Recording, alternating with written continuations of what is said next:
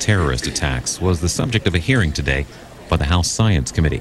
Witnesses included officials from the Federal Emergency Management Agency, the National Institute of Standards and Technology, and the American Society of Engineers. They discussed the findings of an investigation into the structural failure of the buildings. It's about 2.5 hours.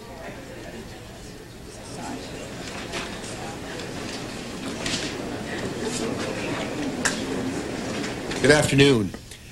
I want to welcome everyone here today to our second hearing on the collapse of the World Trade Center. In many ways, this hearing is a continuation of the discussions we began at our first hearing on March 6th, and indeed, we have the exact same panel of witnesses before us today as we did 2 months ago. On March 6th, we delved into the procedures that were followed to assess what had caused the towers to collapse in those indelible moments of September 11th. We were not happy with what we learned. We found that the study of the collapse had been hampered by bureaucratic confusion, hesitation, and delay, by a lack of investigative tools, and by excessive restrictions on the flow of information.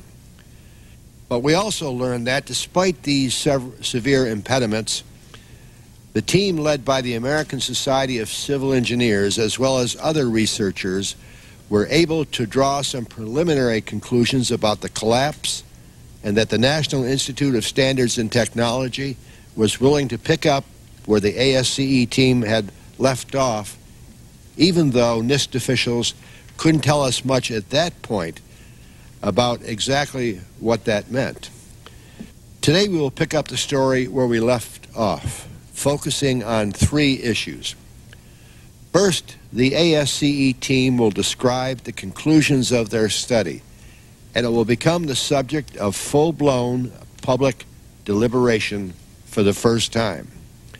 Second, NIST will tell us exactly what it intends to do in its follow-up investigation, for which the administration has requested $16 million. And third, we will release and open up the public discussion on legislation to ensure that the problems that hamstrung the ASCE study never, ever recur. Let me first turn to the legislation which I have drafted with my colleague, Mr. Wiener. The bill, known as the National Construction Safety Team Act, is designed to remedy each and every impediment that was encountered in the Trade Center investigation. At the March 6th hearing, we uncovered 4 ways in which the status quo was unacceptable. First, no federal agency was clearly charged with investigating building failures. The bill solves that problem by giving NIST clear responsibility to handle the investigations. Second, nothing ensured that investigations would begin quickly enough to preserve valuable evidence. The bill solves that problem by requiring NIST to act within 48 hours of a building failure. Third, no federal agency had the investigative authority it needed to ensure access to all needed information. The bill solves that problem by giving NIST clear authority to enter sites, access documents, test materials, and move evidence, as well as clear authority to issue subpoenas. Fourth, nothing ensured that the public was kept informed of the progress of the investigation. The bill solves that problem by requiring NIST to provide regular public briefings and to make public its findings and the materials that led to those findings. We listened closely on March 6th, and we have responded with a measured, targeted, precisely to remedy the issues that came to our attention. And we based the bill on a highly successful model, the National Transportation Safety Board, the federal agency that investigates airline crashes. We want to begin to get comments on the draft bill today, and we intend to introduce it, along with several colleagues on this committee, and my colleagues from New York, Senators Clinton and Schumer, within the week. I expect our committee to approve the bill by the end of the month, and I would like to see it come to the House floor as soon as possible.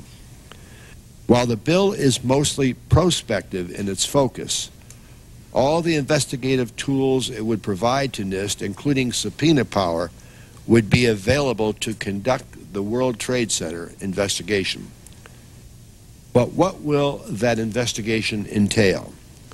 That's the key question this committee needs to pursue today with NIST. There is an almost unlimited universe of questions that NIST could address, but time and money are not unlimited.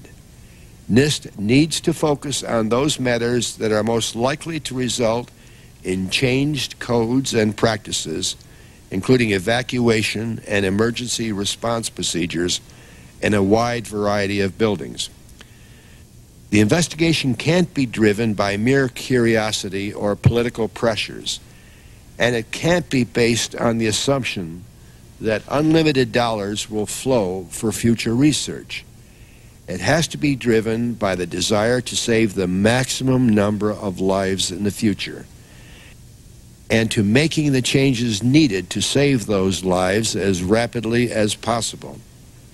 I hope that NIST will be able to assure us today that it is doing exactly that. But regardless of the precise NIST agenda, the lab needs the $16 million that the administration has requested for it in the supplemental appropriations bill that the House will consider later this month. The administration is to be applauded for this request, although they have, unfortunately, complicated matters by asking that the money be provided to FEMA for transfer to NIST. We will work with the appropriators to get this money to NIST directly if possible, indirectly if necessary. I don't really see why we have to go to FEMA, then to NIST. Why not directly to NIST? So we still have plenty of questions as we pick up where we concluded on March 6th. I want to assure the public in general, but especially the families of the victims, that this panel is committed to following this issue in the months and years ahead. We will not rest until we learn all we need to know to prevent future tragedies and until we implement what we have learned. Let me conclude the same way I did on March 6th. We are here because the only way to move forward is to try to understand what happened on a day that was so incomprehensible. With that, the chair recognizes Mr. Hall. Mr. Chairman, I certainly want to join you as our chairman in welcoming everyone to this committee, and you and Mr. Weiner and others who have worked on your legislation. It's sensible, necessary humanitarian legislation. As you alluded to 9/11, the day that terrorists declared war on this country with the dastardly act, we had loss of life there of people that may never even have enough of a body to have a decent funeral. Unbelievable tragedy that was forced and thrust upon us. And I think for those people, like in World War I, World War II, when we lost a person, young or old, for those people who lost someone, that war never ends. It's there with them until they find closure, and they can only find closure through information and action, and you have to have the tools to make that happen. Today we're going to focus on the findings and recommendations of the Building Performance Assessment Team and the National Institute of Standards and Technology's follow-on legislation and their research agenda, which is so necessary. And while I commend the team for their outstanding commitment and effort, their report highlights that a lot remains to be done, and that's where NIST comes in. I hope to find out today whether they have the funding required to do a complete investigation. I'm certain that all the committee members are united in ensuring that the required funds are provided to NIST. And finally, I want to welcome the members of the Skyscraper Safety Campaign and thank them for their contributions to the committee's work.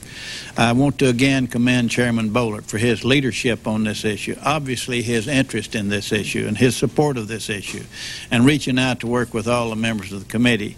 And I want to yield to Representative Weiner, who has a direct interest and thrust into this, and to recognize Steve Israel and John Larson, who had constituents that were killed on that dreadful day. But right now I want to yield my time to Congressman Weiner, and I think he'll handle the time and share some with Steve Israel. With that, Mr. Chairman, I thank you, and I thank all of you for what you're doing and what you will do. Thank you very much. The gentleman recognizes the gentleman from New York, my colleague, Mr. Weiner, with whom we have worked hand in glove on a bipartisan basis to deal in a responsible and timely manner with this issue. Mr. Weiner. Thank you very much, Mr. Chairman, and I think that when this chapter is written, your leadership will be recognized in keeping this issue on the front burner and making sure we in Congress act to solve the problems. You know, no one would dispute that the attack on the World Trade Center could not have been anticipated. In many respects, we can only marvel at the skill of the designers of the Twin Towers and the workmanship of the thousands of nameless and faceless steelworkers and laborers who constructed it. Thousands of families will enjoy dinner together tonight because even under the most unimaginable circumstances, these proud buildings stood tall for more than an hour. But for the families of those lost, today's report offers little consolation and leaves many questions unanswered. And sadly, because of the early missteps in the investigation, some of the most vexing questions may never be unraveled. Thousands of tons of steel were carted away and recycled before any expert could examine what could have been telltale clues. Support trusses, fireproofing fragments, and even burnt-out electrical switches that might have given scientists and engineers insight were lost forever, even before an investigation was underway. Ladies and gentlemen, this amounts to what is indeed a crime scene investigation. Yet not only is there no smoking gun, there wasn't even a weapon found, there weren't even fingerprints taken, and if truth be told, there wasn't even a detective assigned to the case till very late in the process. The report is short on conclusions about design decisions that could have contributed to the deaths of so many firefighters and workers on the top floors. Should future buildings avoid the concentration of stairwells that were used in the Twin Towers? Was enough attention given to the communications infrastructure that failed once after the 1993 bombings of these same buildings and tragically left hundreds of emergency workers climbing stairs up while officials on the ground knew that the buildings were about to come down? Did the fireproofing separate from the steel because of the intense heat, or was it the design of this post-asbestos treatment that is in place in thousands of buildings, and does this fail for other reasons? We cannot bring back those lost on September 11th, and today there are more than 25,000 mothers, fathers, aunts, uncles, fiancés, and loved ones who we thank God escaped that day. But if we want to ensure that the legacy of this tragedy is that future building collapses are avoided or mitigated, then we need to do a better job of investigating the causes. We pray that no other plane ever crashes into a tall building. And we hope that an earthquake never rattles our skyscrapers. And we remain vigilant against the threat of a bomb in our city centers. But just as we are not satisfied to simply hope another plane doesn't crash, we need to create an investigative team like the NTSB to jump into action to investigate building collapses, protect and preserve evidence, issue regular briefings, and reach conclusions that formalize standards for building design, egress, and emergency escape. Chairman Boehlert, whose leadership I've already noted, and I have provided, are going to be introducing legislation that will create this new authority. I urge my colleague and the President to support this effort, and I yield what brief time I may have left to Mr. Israel for a few remarks as well. You don't have any time left, but Mr. Israel will be recognized, and I want to do it on a back and forth, follow usual procedure to demonstrate to everyone how well we work together on a bipartisan basis. The Chair recognizes Mrs. Morella. I thank you, Mr. Chairman, and I certainly thank you for calling this important hearing to follow up on our work of a couple of months ago. In March, we heard disturbing testimony on the investigation into the World Trade Center collapse. Questions of jurisdiction, availability of evidence, and the scope of the inquiry surrounding the investigation, leading to grave concerns from what we heard about the victims' groups and the public at large.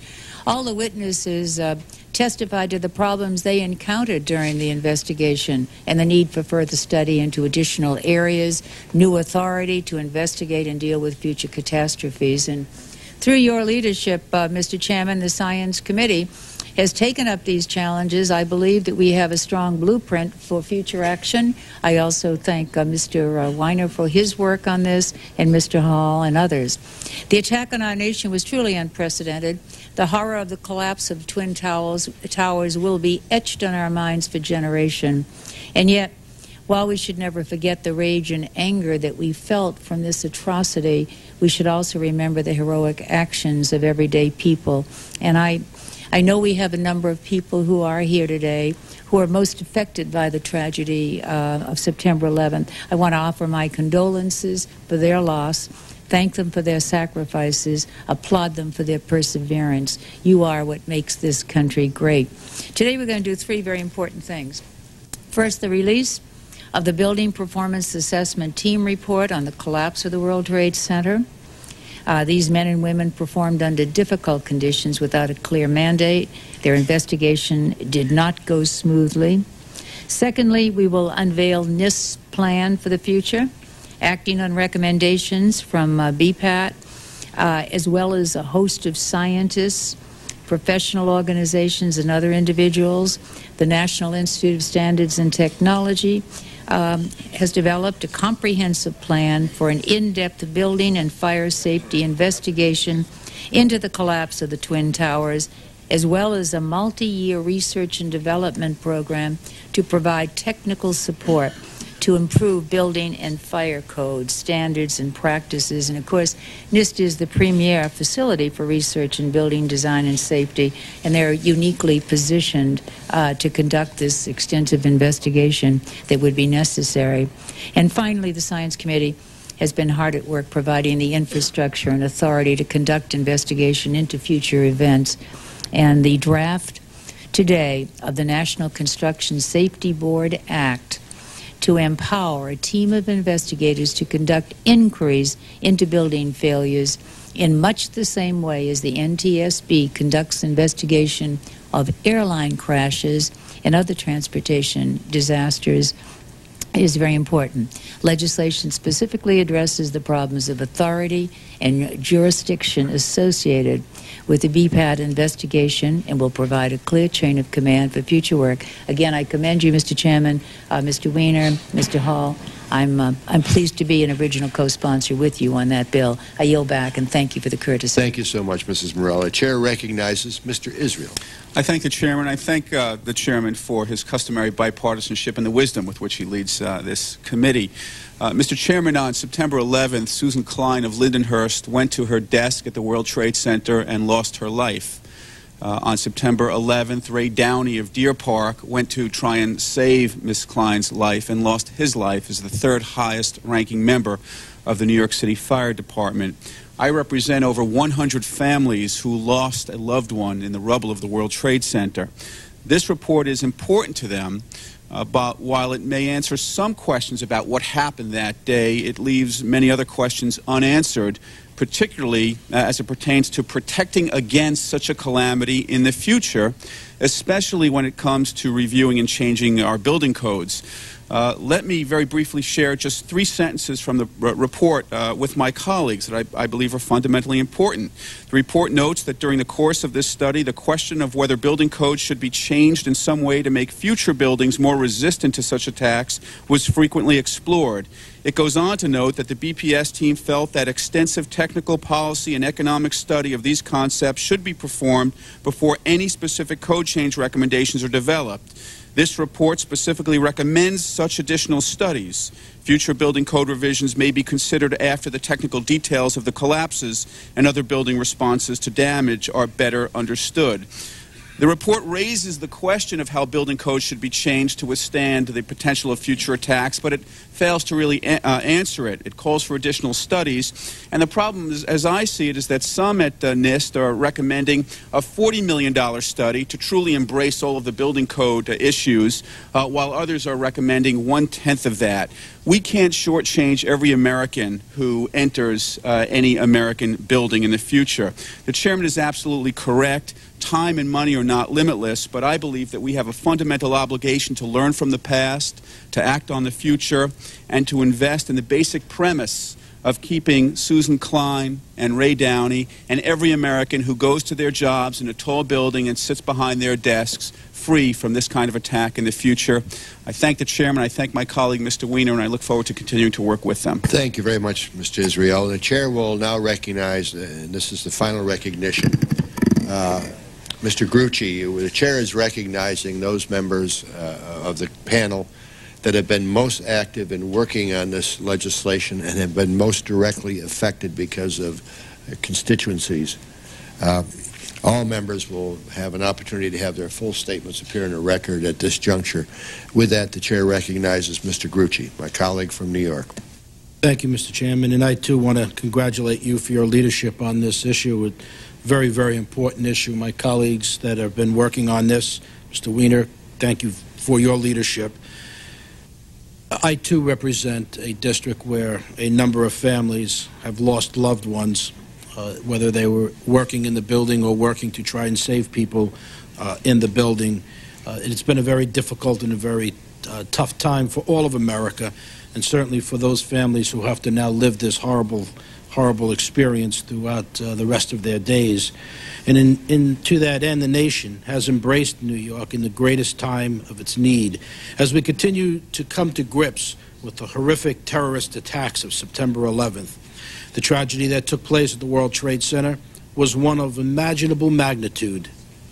We saw the best of New York, communities joining together to aid their families, friends, and people who they've never met. Now, more than 8 months after the fatal morning, we continue to work together to see that a tragedy like this one never happens again. I am proud to be an active part of the Science Committee's investigation into this tragedy and look forward to hearing from our witnesses. I have placed my full support behind this legislation, and I am working closely with Chairman Boehlert to make this bill the best it could possibly be. I am interested in learning the findings and the recommendations from NIST and the Building Performance Assessment Team, and I am committed to working with the committee and the investigative team to complete a full investigation. I wish to recognize the presence of the many victims' families and applaud you for your dedication and stand with you in this very difficult time. Thank you, Mr. Chairman, for your leadership on this hearing and in the investigation. And from one New Yorker to another, thank you for your commitment to these families and to all those who lost loved ones in this tragic event, this terrorist attack of September the 11th. And we will work until we find a way to ensure that people will be safe when they go to work. Thank you, Mr. Chairman, and I yield back the remainder of my time. Thank you very much. I want to thank all my colleagues for their very thoughtful presentations. Now we're going to go forward with our panel of expert witnesses. And gentlemen, I thank you all for the dedication you have evidenced to this important task. You were all here on March 6th. We listened, we learned. We're here to listen again, and we're here to learn, but we're here to act. What we're going to do is have the panel going to have various time allocations. Dr. Corley, you're going to get the most time because you're going to talk about the study, and we'll give you 15 minutes. The chair will not be arbitrary, but would ask you to try to summarize in 15 minutes. Dr. Bement, we'll have you talk about where we're going from here with NIST, and we'll give you 10 to 15. And then Mr. Shea and Professor Corbett, we'd ask that you try to have 5 minutes or so, but if you need more, this is too darn important to have some clock ticking away saying, well, you got to stop and summarize in 60 seconds or less. So we're going to give you the time you need, but we want to be mindful of the interest of the panel and getting some questions.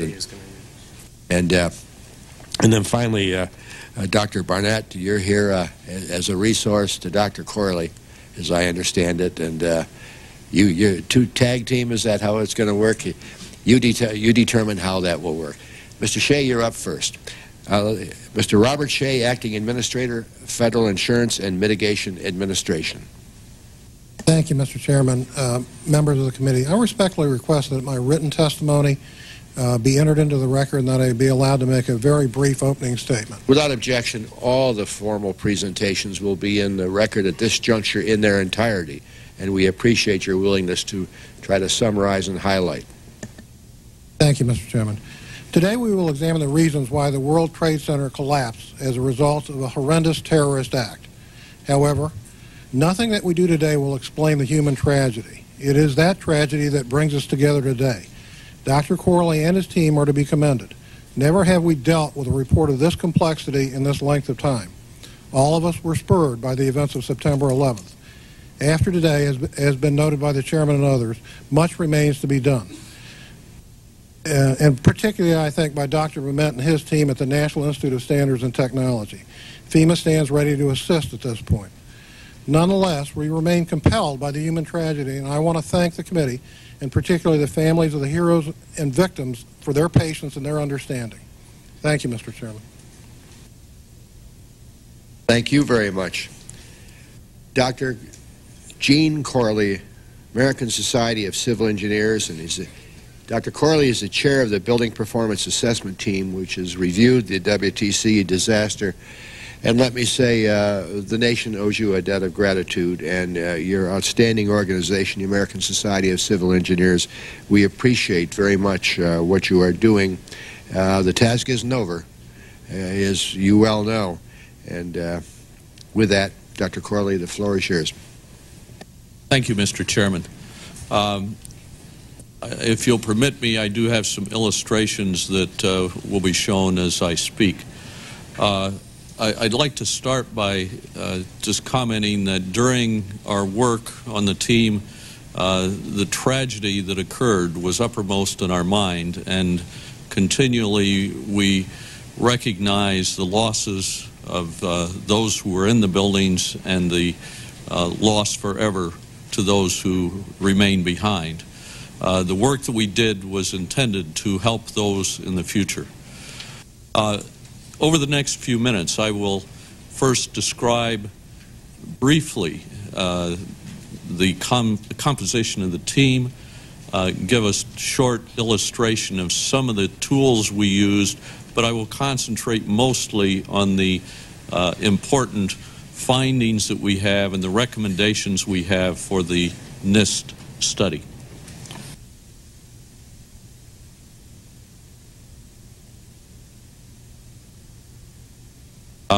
Our team was made up of approximately 25 people.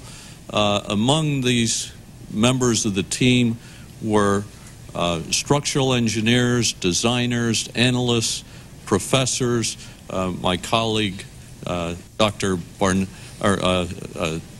Johnathan Barnett, and we also had firemen on the team, investigators, a wide range of expertise to do this work.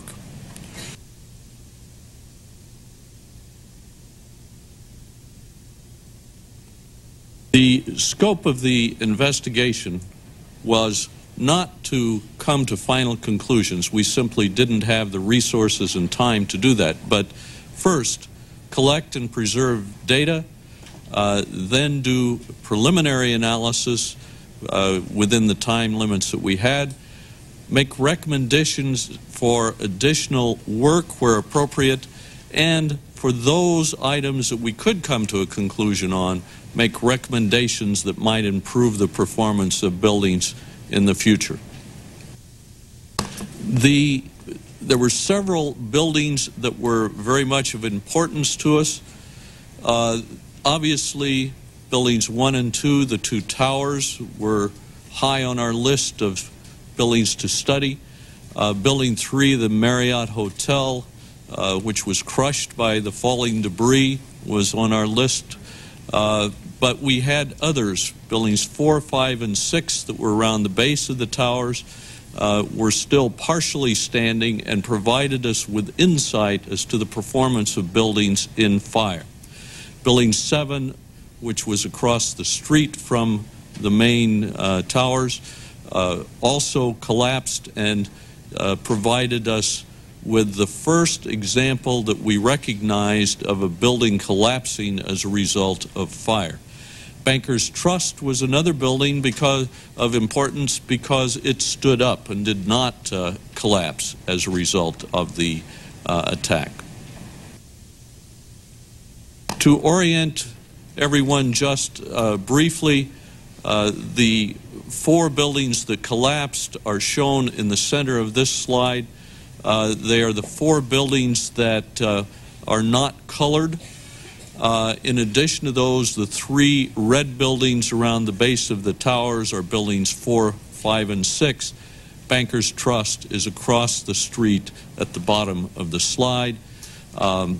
We also did investigate and comment on all of the buildings in blue and yellow on this slide.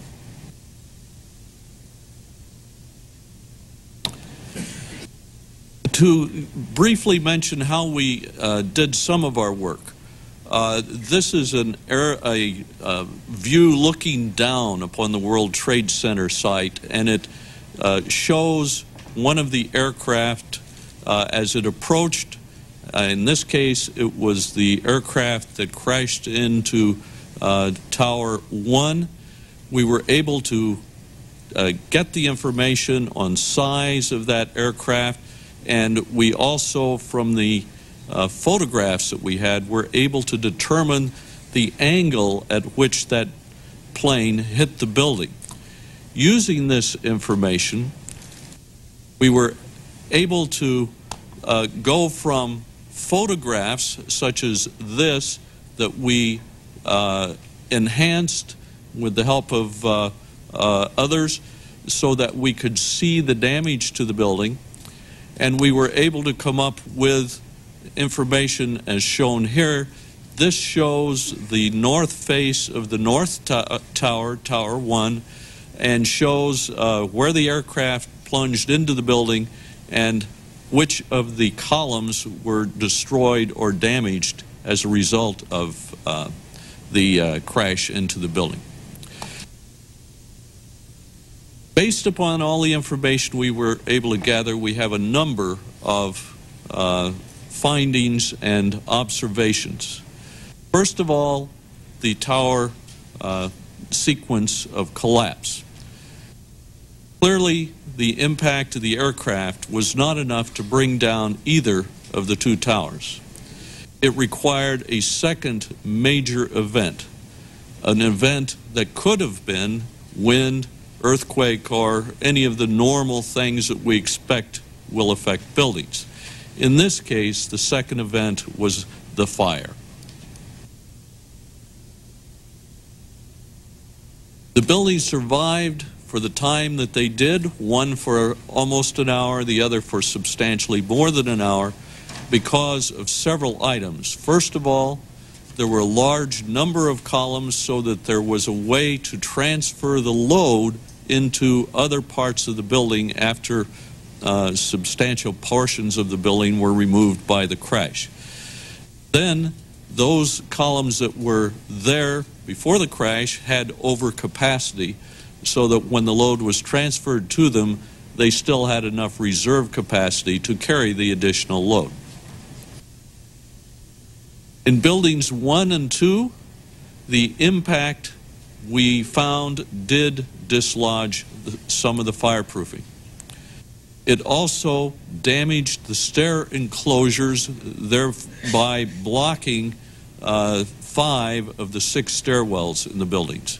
There were 3 in each building. We believe all of the stairwells were blocked by the impact in Tower 1, and 2 of the 3 were blocked in Tower 2. We know that 4 people did escape from above the crash level in Building 2, and therefore that was the evidence that 1 stairway was passable, though not in good condition. The collapse occurred from the fire after the very horrendous damage that was done by the aircraft crashing into the two towers. We have several lessons learned from this. These lessons can be used to improve future construction. For those buildings that are identified as potential targets for terrorists, we have found a need for the redundancy like we saw in these buildings. We need a way to transfer the load into other parts of the building so that they don't collapse immediately. We also need robustness, that is, the overstrength in parts of the building, so when the load is transferred to them, they have the capacity to take it. We also need to consider the fire resistance as it is related to the importance of the member that is being protected from the fire. Some parts of the building are more important than other parts and therefore need to have different fire resistance. For the fireproofing itself, we learned several lessons. Again, these can be applied immediately to those buildings that are potential targets for terrorist attack. For one thing, we found that we need the fireproofing to stick better to the steel. It needs to stick not only under the impact that we might expect in a building that is attacked by terrorists, but also under the deformations that may occur in the parts of the building as the fire heats them up and weakens them. It needs to be effective after the attack. We've learned lessons about the fire protection for, again, buildings that are possibly terrorist targets. The sprinkler system, the water supply needs to be reliable, and we need redundancy in the system so that if we lose the water from one source, we have another way to supply water. We obviously saw in these buildings that the sprinklers did not work, and that means that we have a reduction in the protection that we have for the buildings. We learned lessons about exiting of the buildings. Again, for buildings that might be the target of terrorists, we need redundancy in the exits. We need more than one way of getting out of a building. We need those exits to be strong enough that they can take the impact that can occur as a result of these attacks. And we need a separation of the exits one from another so that if an attack occurs in one part of the building, there is a better chance that the other part of the building, which was not hurt as badly, will have an exit that is operational. Finally, we need impact resistance in the exits. For connections, we have learned several things about connections, and this can apply to buildings more than just those that might be terrorist targets. First of all, we need to have connections fire rated. And when I talk about connections, I'm talking about the way in which we attach beams to columns and make attachments within the length of a beam, that sort of thing.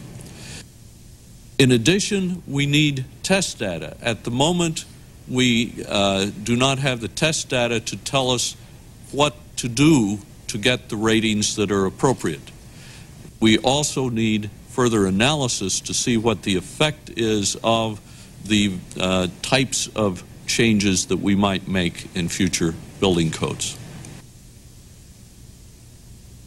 One of the major things that we have concluded is that there are several areas that we need additional work on. We did not anticipate that we would answer all of the questions with this study. We did always anticipate that we would point the direction to those things that need further work. We need to complete the analyses that we started in our part of the study. We also need to develop fire test information. We need to physically test connections under the conditions of fire so that we can determine how to recommend the fire protection of connections. Another thing is we need to complete the study of Tower 7. Again, this was the first building we recognized that collapsed as a result of fire alone without known severe physical damage to the building besides the fire. Another area which we did not get into in any depth in this study is the human factors, how people reacted to the events, how they exited the buildings, what needs to be done to make it more certain that they will make the right choice in how they try to exit the buildings. That is a large area that does need additional study. And there are a number of other items in our report that we identify specific research needs. In summary, the towers survived the impacts. It was the fire, in addition to this very severe impact, that finally brought the towers down. They would have stood there indefinitely waiting for the next big event if the fire had not been occurring virtually simultaneously with the effects of the impact. Redundancy and robustness worked in the towers, and it also worked in adjacent buildings such as Bankers Trust. Major supports in a building need special consideration for fire protection. We believe that it was one of the major supports in Building 7 that started to collapse first and allowed the entire building to come down. Fire resistance of connections is an important consideration that is not thoroughly addressed at the moment in the building codes, and this needs to be changed. We need to relate the fireproofing to the fire load. If the loads are increased in an area, then we need to apply appropriate fireproofing in that area. And finally, egress or exiting with impact needs to be reviewed. The exit ways such as stairwells need to be able to survive the impacts that might occur in those buildings that might be subject to terrorist attacks. Thank you, Mr. Chairman. Thank you very much, Dr. Corley. Dr. Bement. Thank you, Mr. Chairman, Mr. Hall, and members of the committee. I want to thank you for this opportunity to testify on the NIST proposed investigation into the collapse of the World Trade Center buildings. I will outline the proposed NIST response plan and show how it complements and is responsive to the efforts of the FEMA ASCII Building Performance Assessment Team. I commend Dr. Corley and the BPAT members for their report and detailed recommendations. The NIST proposed response plan consists of 3 key program elements, including an investigation to be conducted in parallel with first a 24-month building and fire safety investigation into the collapse of the Twin Towers and World Trade Center Building 7. The goal here is to investigate the building construction, the materials used, and the technical conditions that combine to cause these disasters following the initial impact of the aircraft. While World Trade Center Buildings 4, 5, and 6 will not be investigated specifically in this phase, what we will learn in examining buildings 1, 2, and 7 will benefit buildings of all designs.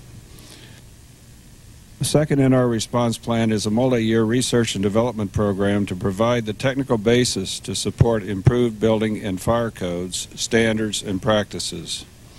This addresses work in critical areas such as structural fire safety, prevention of progressive collapse, and equipment standards for first responders. It includes BPAT recommendations for World Trade Center Buildings 3, 4, 5, and 6, Bankers Trust, and peripheral buildings, as well as recommendations for future studies to address specific issues of broader scope not covered by the BPAT report. Outputs and recommendations will support the voluntary consensus process that is used to develop building and fire codes and standards in the United States. The third element of this response plan is an industry-led dissemination and technical assistance program that will provide practical guidance and tools to better prepare facility owners, contractors, designers, and emergency personnel to respond to future disasters. This addresses BPAT recommendations for the training and education of stakeholders. All of the BPAT recommendations can be seen to map into the three elements of the response plan. We have shared the overall response plan approach extensively with public and private sector organizations and have welcomed their input since the middle of October 2001. Let me stop here parenthetically to describe this graphic. What this shows are generally or generically the various recommendations in the BPAT report, and the items that are shown in white will be included in the investigation. The items in yellow will be the focus of the research and development phase of the program, and the items shown in blue will be addressed during the dissemination and technical assistance phase of the response program. Our overall plan was modified in January 2002 when FEMA requested NIST to initiate an investigation under NIST's unique legislative authorities to conduct structural and fire investigations. This request was in direct response to a growing demand for a broad-based federal investigation into the World Trade Center disaster from technical experts, industry leaders, and families of building occupants and first responders who lost their lives on September 11, 2001. We continue to revise the plan as more technical information becomes available and to be responsive to the suggestions and needs of these many stakeholders. We agree with the BPAT recommendations that additional study of the Twin Towers and World Trade Center Building 7 should be conducted. The NIST investigation will focus on these buildings. We believe strongly that the results of such an investigation could lead to major changes in both U.S. building and fire codes and in engineering practice. We also believe strongly that the lessons to be derived from such an investigation will be applicable to a broad range of building types, not just the specific buildings that are studied. Let me now give you some specific examples to illustrate why we believe this to be the case.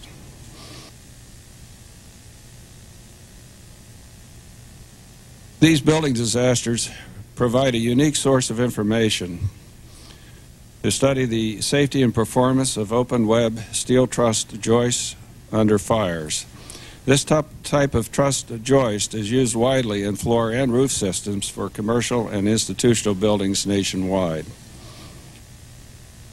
New mechanisms not considered previously can be studied that could initiate progressive collapse in buildings as a result of fires and impact loads, including the critical role of pivotal components such as transfer girders and floor diaphragms. In addition, the mechanical and metallurgical behavior of many different grades of structural steel under fires using steel recovered from the World Trade Center site that is now being stored at NIST can also be investigated. There are equally important lessons for life safety. First of all, firefighting technologies and practices for tall buildings, including occupant behavior, evacuation, emergency response, and the performance of built-in fire protection systems such as sprinklers and fire alarms. Also, the control of fire spread in buildings with large open floor spaces, and the effectiveness and compartmentalization as a means to isolate fires in such buildings. There are also important lessons to be learned for engineering practice. The performance of the design, construction, and approval process used to assure safety whenever an innovation structural system is used or where there is a need for variances from building and fire codes. The provision of adequate structural reserve capacity to accommodate abnormal loads such as blast, impact, and accidental fires, especially those that can be anticipated prior to construction, balanced properly against the need to achieve design efficiency.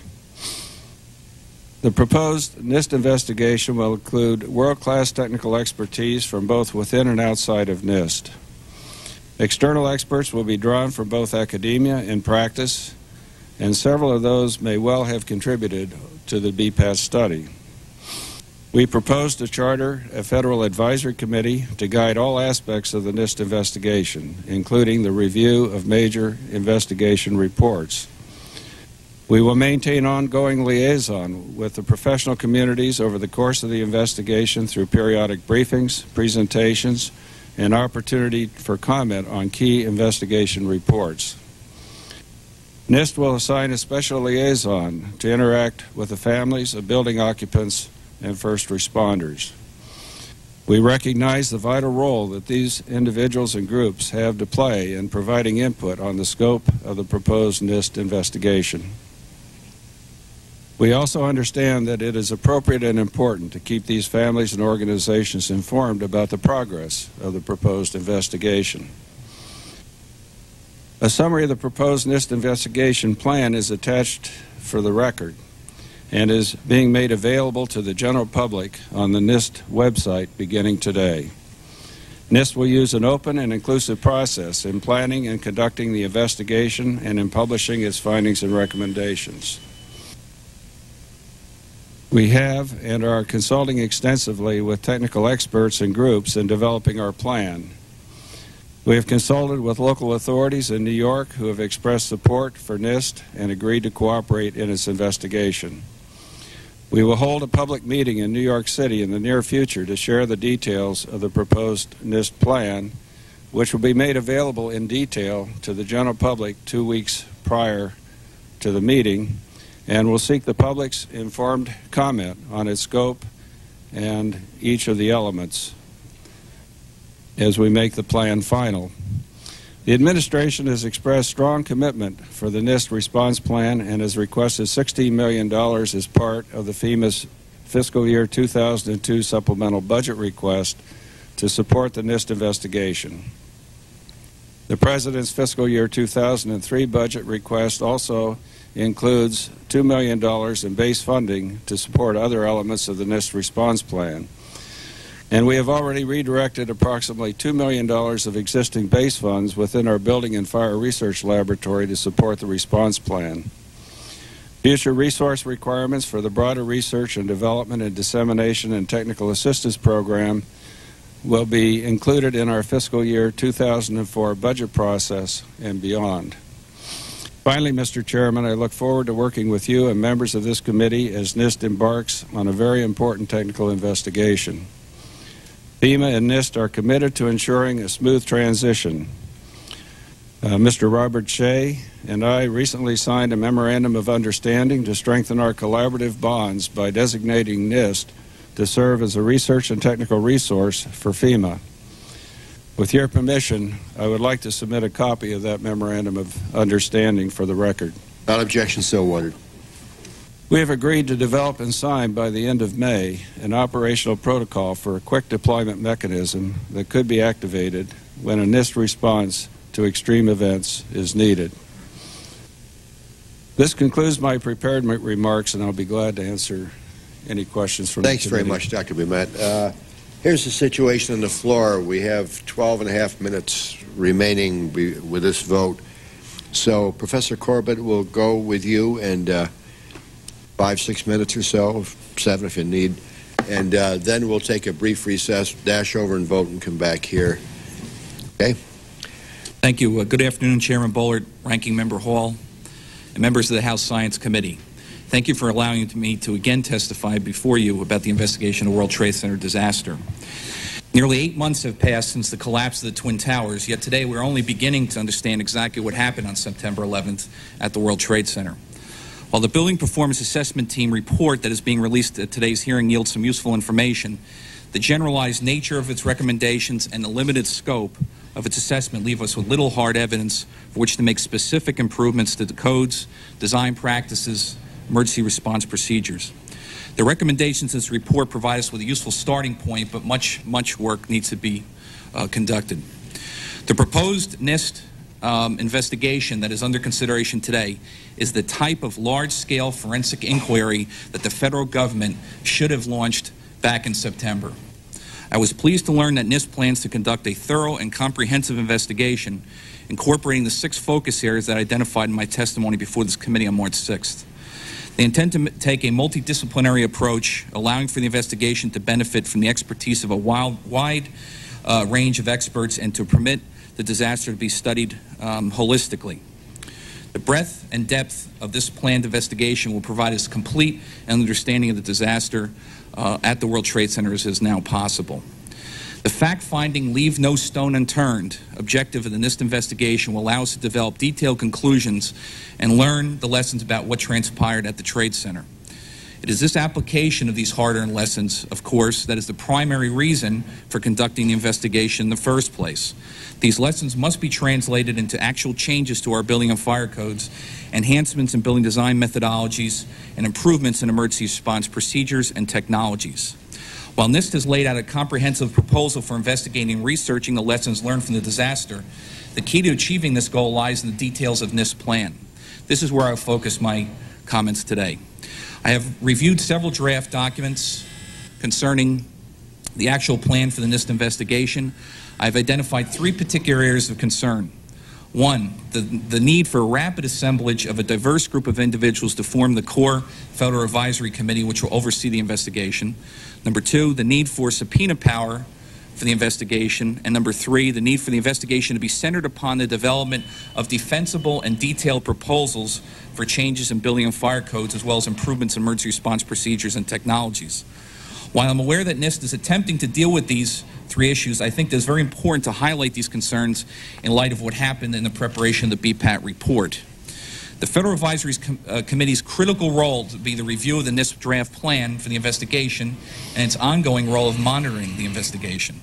These duties are very important in light of the multidisciplinary aspects of the investigation, and since some areas of the investigation involve issues that are outside of NIST's traditional areas of expertise, such as building evacuation, firefighting, and urban search and rescue.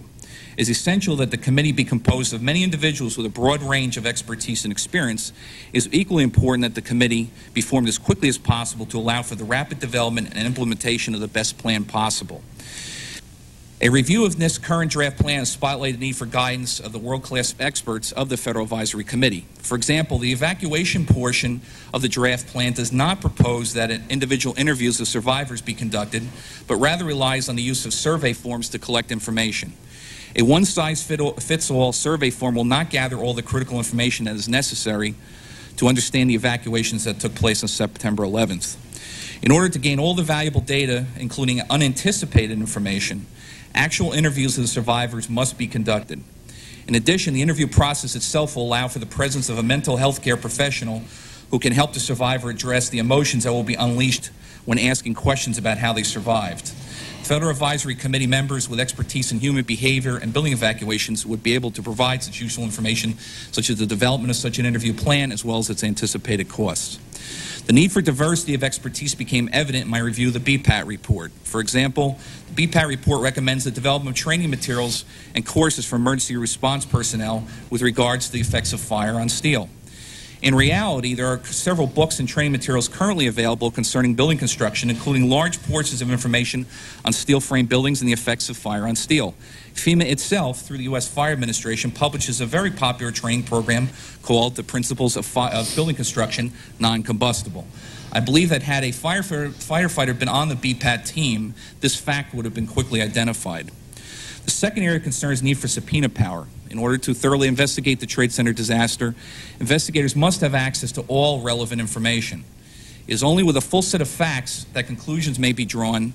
The experience of the preparation of the BPAT study has identified this as a key issue.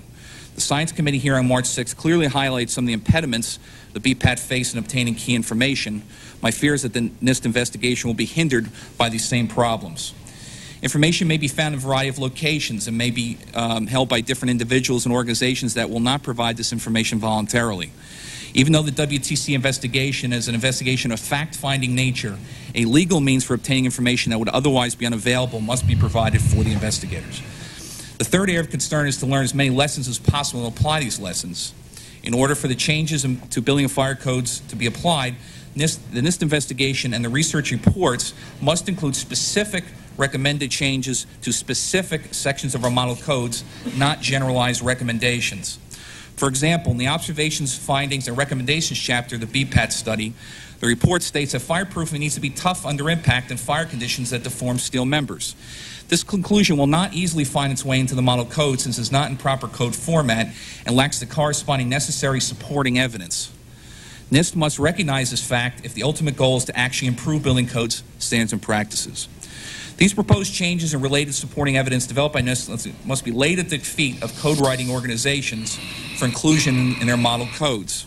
In addition, I believe that a special formalized code change submittal process must be developed between NIST and the code writing bodies to address the code changes that will emerge from this investigation. This more formalized relationship will raise many difficult questions which are likely outside the scope of this hearing.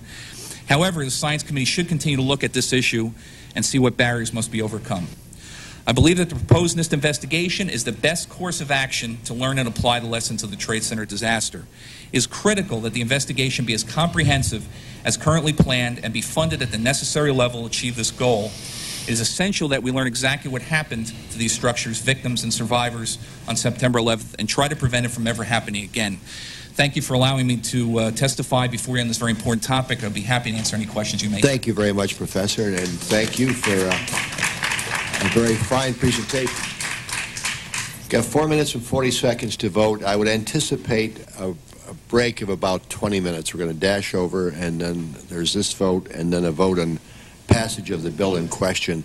We'll do it and get right back over as soon as we can. So you've got about 20 minutes to sort of catch your breath, and then we'll come back for the question period.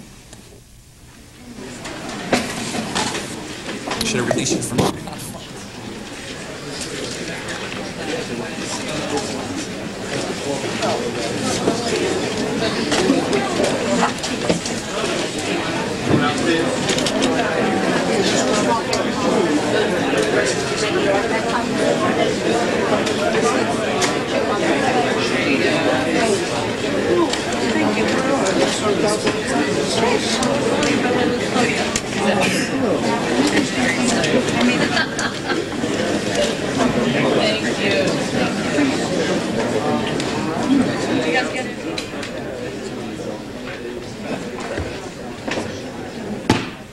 Let's presume colleagues will be wandering back from the floor, but let's get started.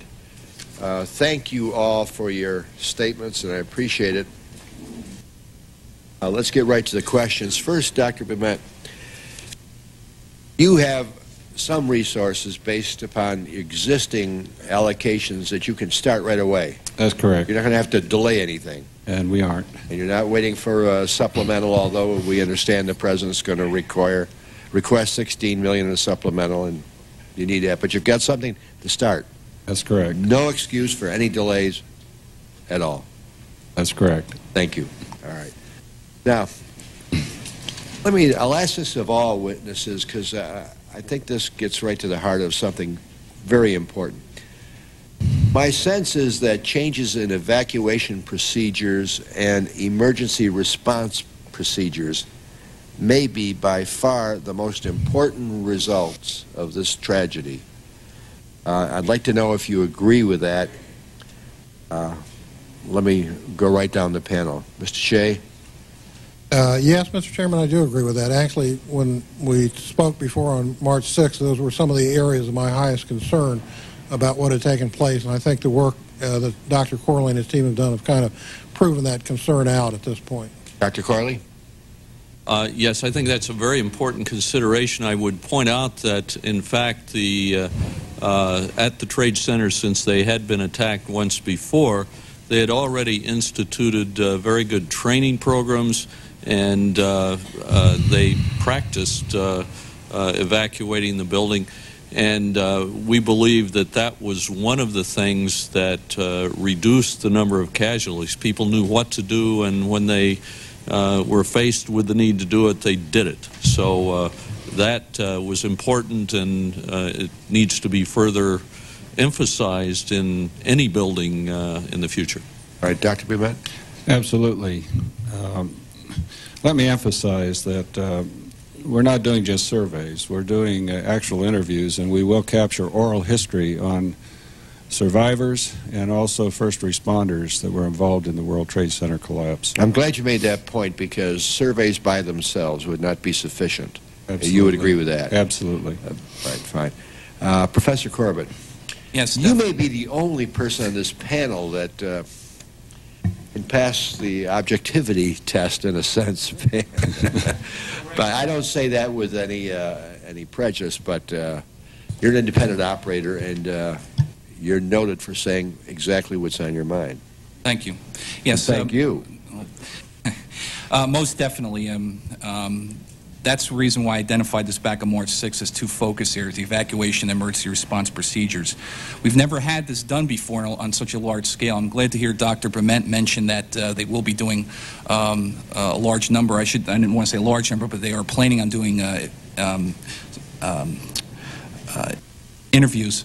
But I would suggest that they need to do a large-scale amount of interviews, very many of them, basically. One other point: I don't share Dr. Corley's conclusions about the egress in those buildings. I mean, we all know that there were people that believe that they could have gone to the roof to get off that roof. And I don't know, without, again, going much more deeply into the actual procedures that were in place at the Trade Center, to find out, in fact, were people ever told, for example, that they could get to the roof for evacuation. It seems that, again, just what I've heard, that the people that survived that were above the points of impact made a conscious decision not to go to the roof, in fact went down instead of up. So I think that's a very, very important issue to look at. Yeah, which leads me, Dr. Corley, what kinds of materials was your team never able to review that would have helped the investigation? We understand, for example, that you were never able to gain access to the 911 tapes and some news media videotapes that were never broadcast. I'll pass that question to my colleague here. Dr. Barnett? Thank you. The week before we went to the site, I was the one who requested the 911 tapes and transcripts. But our use for that information was to understand how the fire was growing and spreading through the building. That was, at that time, we anticipated the most important use of the information.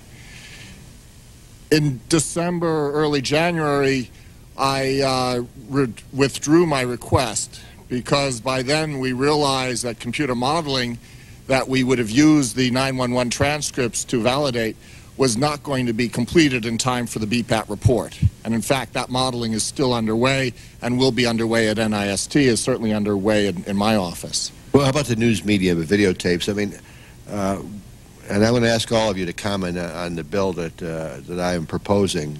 Well, not proposing, I'm going to introduce. Mr. Wiener and I have worked very hard on this thing. We're going to introduce it. But you know, would you agree that you should have had somebody should have had immediate subpoena power to get that information? And that would have helped, Dr. Corley, don't you think that would have helped immeasurably in your investigation? Certainly when you start one of these studies, the faster you get the information, the more you can do with it, and it indeed would have helped if we could have obtained that information more quickly. Are they still useful, do you think? Yes, absolutely. They still exist? They still exist, and they still would be useful. Should NIST have them, Dr. Bement? We've discussed this matter with the National Transportation Safety Board.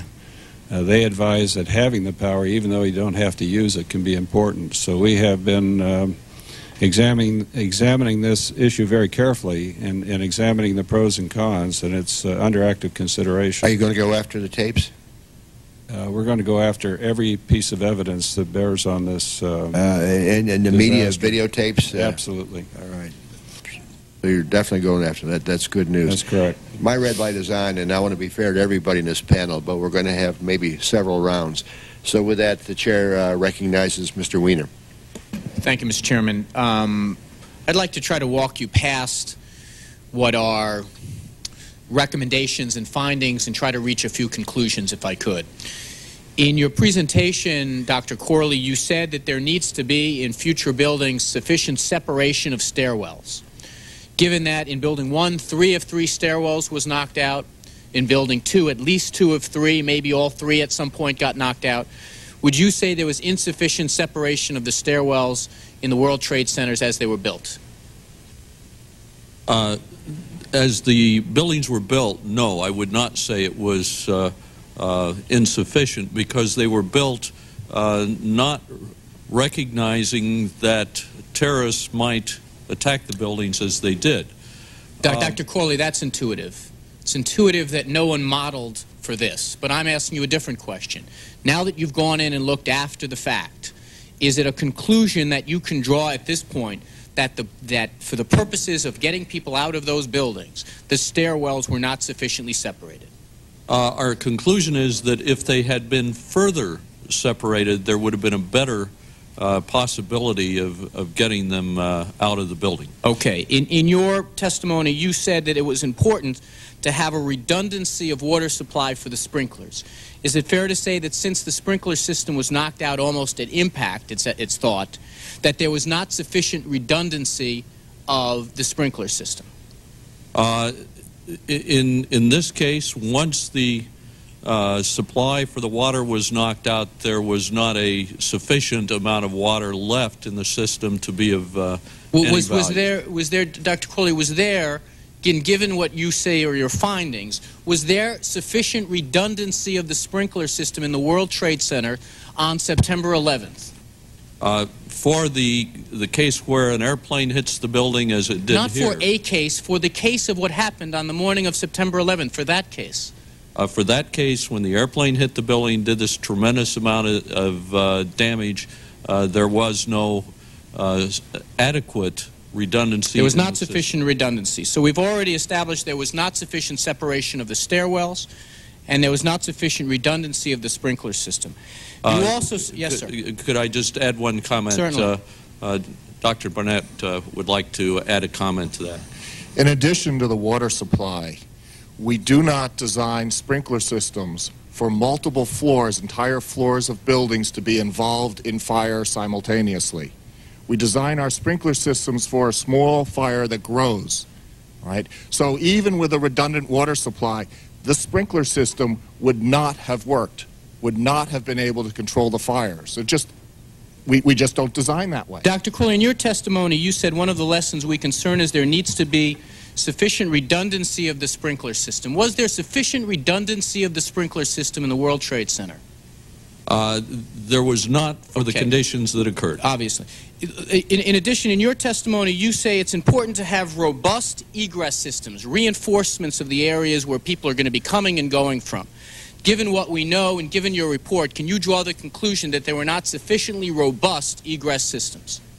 Again, for the condition with the aircraft that hit this building, they knocked the walls out. We have eyewitness accounts of that, and it was not, they were not capable of resisting this impact. Okay. Can I ask you, one of the things that is, those are 3 conclusions that while you don't call them conclusions, I think it's reasonable now to say those are conclusions that can be drawn. Was there any, I mean, I was impressed among other things about the report, was how many times within the report it is said in one language or another, we didn't look at this and we probably ought to, we didn't look at that and we probably ought to. Does this report speak at all about elevator design, reinforcing the infrastructure around elevators to allow them to be used? In some cases they failed, in other cases they were in use. Is there any discussion about design issues surrounding elevators? No, sir, we did not address that. Is there any discussion in this document or any analysis done to pick up on what the chairman mentioned, on allowing for egress from the roof or allowing an emergency helicopter to land on the roof of a building? Any design questions that occurred in that context? No, sir, there's none. Okay. Let me just ask you finally about the issue of building codes. One of the things that I think we would all hope that would come out of any investigation would be a discussion about lessons that can learn and how they can be transferred to other things. Building codes, and I'm reading from Chapter 8, Chapter 8, subsection 3. Actually, I see the red light is on. Let me just summarize. Was there anything in this report that a city council, that a state legislature, that the federal government can take and translate directly into changes in building codes?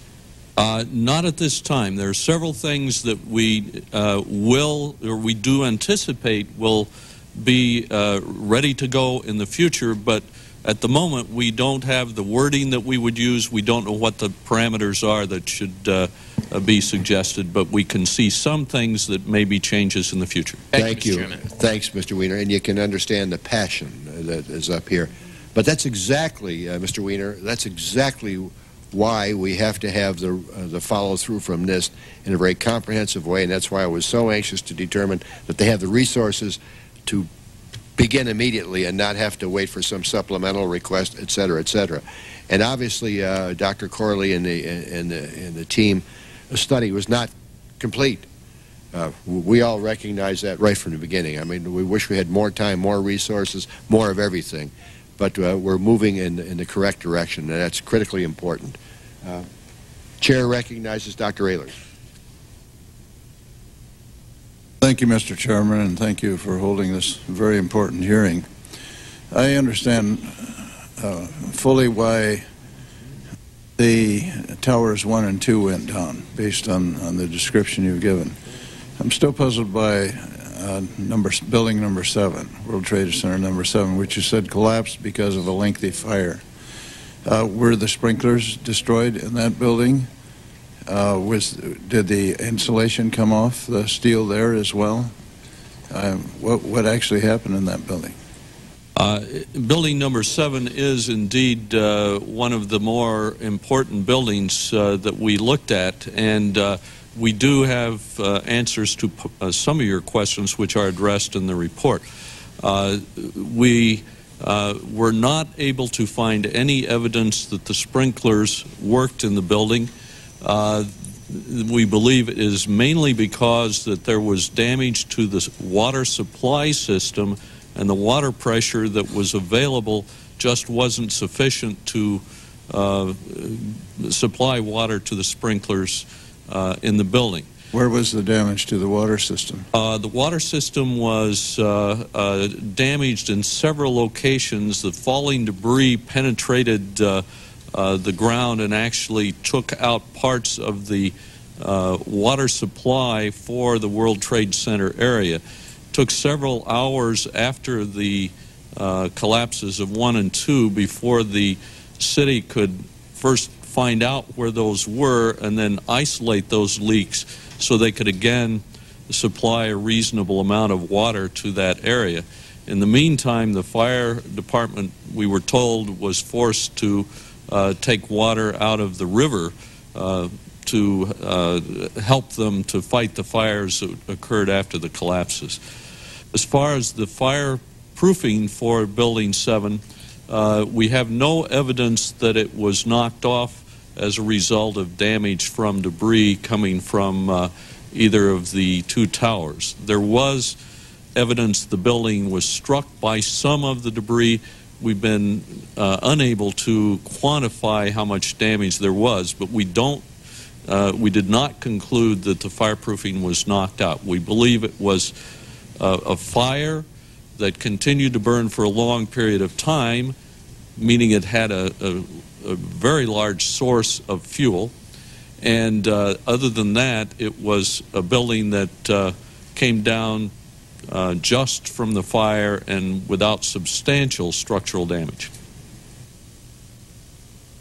That's a real concern to me, because how long is a building designed, or are the beams and girders designed to withstand a fire with the insulation in place? I'll ask Professor Barnett to address that part of it. Thank you.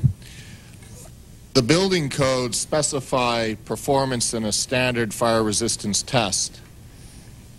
The building codes do not specify performance in real fires. So the tests, the buildings are designed in accordance with the standard and the tests. Our history has been excellent. Up until 9/11, we had never had a collapse of a protected steel building. But we've now had one. We now need to look and see what occurred. This is a problem, you're right, and this is of great concern to all of us.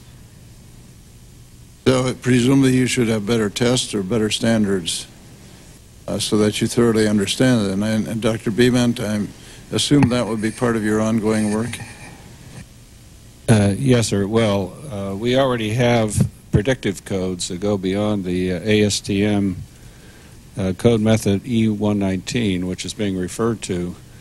And we certainly would want to use that in a way that would predict fire behavior for a type fire such as this one, and would give more of an indication of how the structures would survive or how they would perform under those specific conditions. And Dr. Bement, continuing with you, it strikes me that investigating 7 might be the most interesting aspect. Do you plan to devote a fair amount of your time and dollars to that effort? It will certainly be a main part of our investigation. There are still some unanswered questions about that building. It did house a Con Ed generating substation. There were pipes that provided fuel to emergency generators. There's still an open question in the report whether or not the fire loading, the fuel that loaded the fire, might have been contributed to by a broken pipe that may have provided diesel fuel. I think we need to model that fire and determine whether or not that was a factor. And one last quick question, Dr. Corley, and that is, if the stair walls in 1 and 2 had been concrete, would that have been able to withstand the impact? The answer to that question cannot be answered strictly on the basis of what material was used. It's the way in which the materials are used that's important. So for any of the materials that are commonly used to enclose stairs, you would have to do an analysis of it, see how it's attached to the frame of the building, see what its resistance is to the impact and debris that was created by the planes crashing into the building, and you would have to answer that on the basis of how it was designed. So it's not possible to just say if it was a different material it would have worked, and with the materials used it wouldn't work. You have to do an engineering analysis. And are you sure the insulation came off from the impact? We have very good evidence that it did. We have photographic evidence that shows steel that we have interpreted it to be steel that no longer has fireproofing on it. In addition to that, though, we have the other buildings that did not burn, where they were impacted by debris coming from the towers, and we found that the fireproofing was knocked off of the steel in the areas where the debris hit there. So that is additional evidence that drew us to our conclusion that it was knocked off in the towers. Thank you. The gentleman's time has expired. There'll be opportunity for another round of questioning. Dr. Bement, I want to just follow through for one moment before going to Mr. Shays on the subpoena power. As you know, our draft legislation, my bill, has subpoena power in there. Yes. But there have been officials within NIST that have suggested that that's very important. Have you made a formal request within the administration, and what's the status of that request? It's under active discussion at the present time. And how active and how long? Hopefully not long and quite active. Well, that's an answer I want to hear, but at what level? It's higher than my level at this point. Well, I mean, to me, it's a no-brainer. You absolutely need it, and we're going to give it to you in short order. I think probably within a matter of weeks. Well, within a matter of weeks rather than months, but I would like to think that the administration would give it the attention, the priority attention it deserves, so you can get it right away, so that when does it make much sense to start the investigation without that? I live in hope. Okay. You are a diplomat. The Chair recognizes Mr. Shays.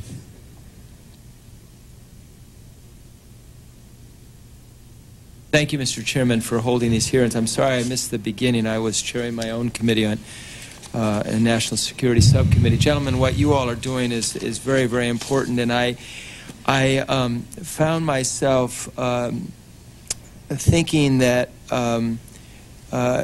I am still one of those skeptics believing that it would have been impossible to prevent these buildings from collapsing given what attacked them. A gigantic plane with a tremendous amount of fuel, one plane traveling at close to 500 miles an hour. So when I hear a question about the redundancy of the water supply, I think, my God, it knocked out a few floors. You could have had 10 redundancies and they all would have been wiped out in that instance.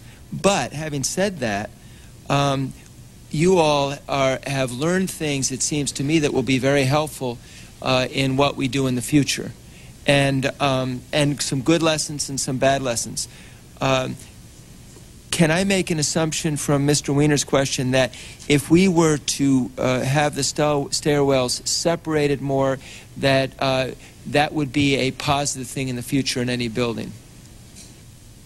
Yes, in our opinion, that would be a positive thing to do. Then, if there was an impact to the building, you would have a statistically better chance that the stairs would be available. I mean, in a way, did we almost design this building like the Titanic? We didn't have enough lifeboats. I mean, is it even conceivable that you can get out of a building in time with the number of stairways that we had? If I may address that, there is always the possibility of yet a larger aircraft hitting whatever building you design. So we concluded in our report that it's possible that you may not be able to design a building to resist anything that might happen in the future.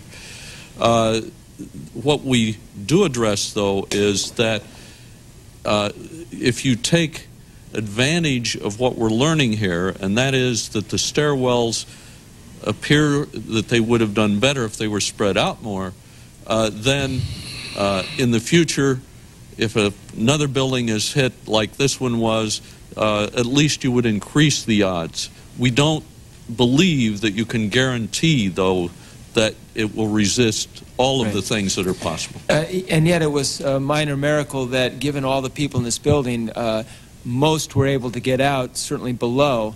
I mean, a minor miracle, a major miracle.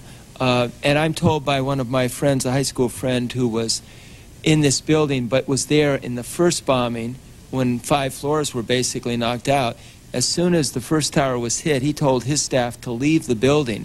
And he said that they had practice, in a sense, what to do. They knew what to do. And he said if the first bombing hadn't taken place, a lot more people would have lost their lives. Some would have stayed in the building and some wouldn't have known when to leave.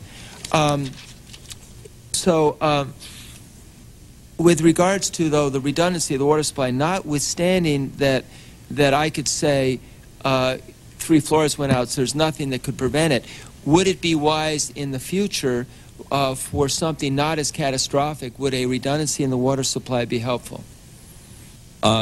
Yes, that was what our report concluded, and I'll allow Jonathan to add a little bit to that. Thank you, Gene. The current standards for sprinkler design are intended to address normal fires, normal situations, and they work. When sprinklers operate, when they're designed properly, they save lives. In fact, other than people intimately involved with ignition. I know they save lives when they're designed properly, but the question is, should there be redundancy? I want to ask one more question before my time runs out here. Should there be redundancy in the future? We do. I think that for buildings subject to a potential terrorist event, you might want to include redundancies. The NFPA Standard 13 talks about redundant water supplies. Let me ask this question. Then in regards to the stairways and the redundancy of the water supply, who is going to, what needs to be done to get that to happen? Is that something this needs to do? Is it, Mr. Corbett, do you want to respond? Yeah, can I just comment on the redundancy issue? Right, and then... very important. Something that we identified back on March 6th was that we treat 10-story buildings the same way as we treat 100-story buildings under our building codes today. Okay. I think we need to have a lot more redundancy when we're talking about very tall buildings. That's not just water supply, that's not just egress. I think we need to have a much better protected building for very tall buildings. We can't rely on the firefighters to fly up in helicopters to attack these fires. I mean, we need to have the ability for that building to stay intact and get the people out long enough for the fire service to do the job they need to do. Mr. Chairman, can I just ask a follow-up just to conclude this issue? By all means. Yeah. So given that, given the stairways maybe need to be further apart, given that you may need to have redundancy, what needs to be done to get the codes to require that to happen? Is that something NIST needs to do? What's going to have that happen? If I may address that, first of all, there need to be additional data collection done and studies made of what you would gain by additional stairways, and if any, and we need to find out what to recommend. Right. And then it needs to go through the consensus process so the public can get their say in this also, and develop the wording that would go into codes if changes are found to be necessary. Thank you. Thank you, Mr. Chairman. Yeah, Dr. Corley, some of the fire safety codes are based on studies dating back to 1926. Why can't we go ahead right now and make some recommended changes in building codes while the study is going forward? Okay, Dr. Bement, can you respond to that? Well, redundancy. And then I'd like to ask Professor Corbett to respond to it. Redundancy has come up, and redundancy of active fire suppression is absolutely essential. On the other hand, one also has to look at defense in depth, and that involves compartmentalization, it involves passive insulation, it involves a disciplined limitation of flammable materials, fire loading. It involves all these things. And I think taking a simplistic approach and just talking about redundancy of water systems, it doesn't go far enough. It has to go much further. Yeah, well, I would agree with that. For every complex problem, there's always a simple solution, and it's usually wrong. Complex problems require... I don't want to characterize it as being simple either. Yeah, I understand that. But Professor Corbett, let's hear some more from you. Well, I like your style. Okay. Well, from a redundancy standpoint, again, to go back to the issue of how we treat buildings and building codes, there's very little relationship, in my opinion, between how we fight fires in buildings and how buildings are built.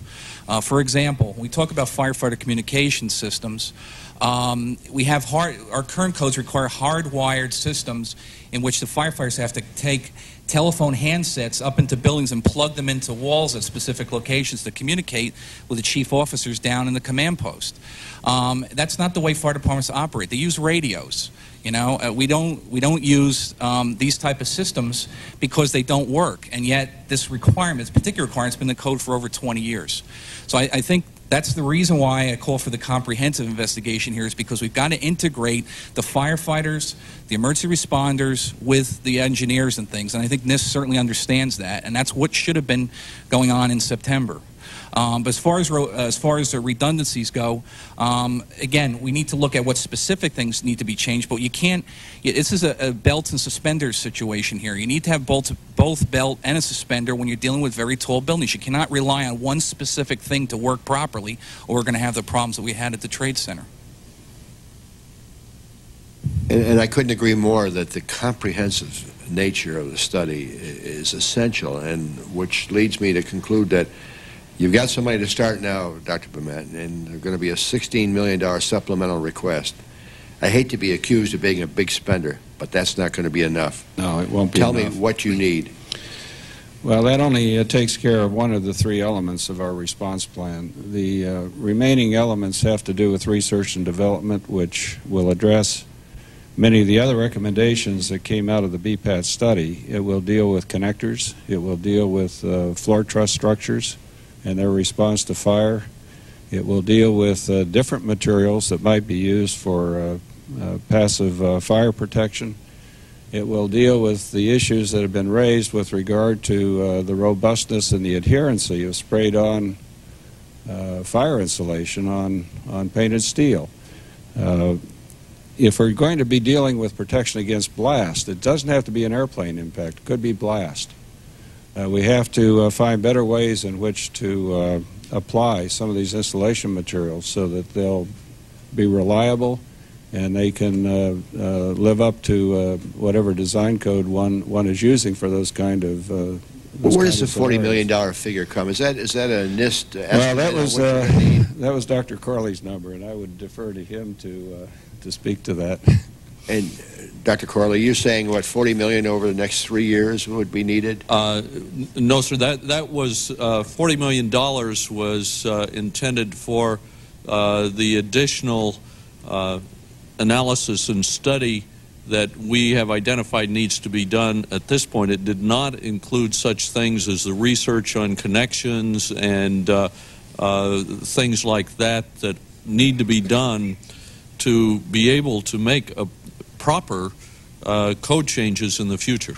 Yeah, well, Dr. Bement, I've got this chart, which I understand is an internal working document within NIST that outlines the $40.4 million over through fiscal year 05. Is that generally accepted within NIST, what Dr. Corley is suggesting? We currently have identified, including the $16 million for the investigation, $30 million, part of which will be used for research and development.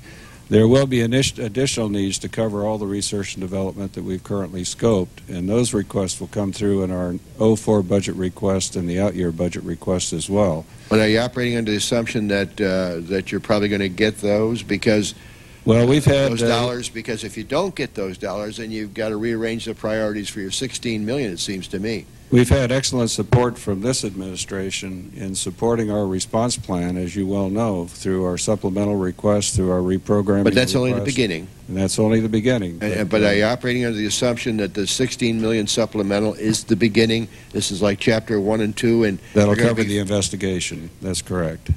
And are you getting? You must have had at least preliminary discussions within OMB.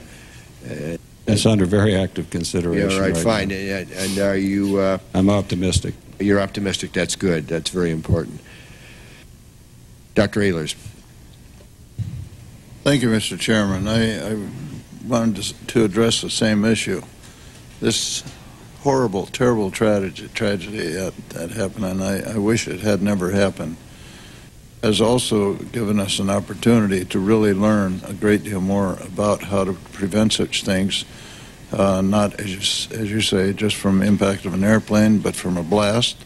We as a nation are susceptible to terrorist bombings, but also earthquakes, which is quite a different animal. Yes. And it doesn't happen too frequently in New York, but many of the stresses that occurred would also be important in an earthquake situation. Particularly the destruction of the sprinkler system, which is not too hard to imagine in earthquakes.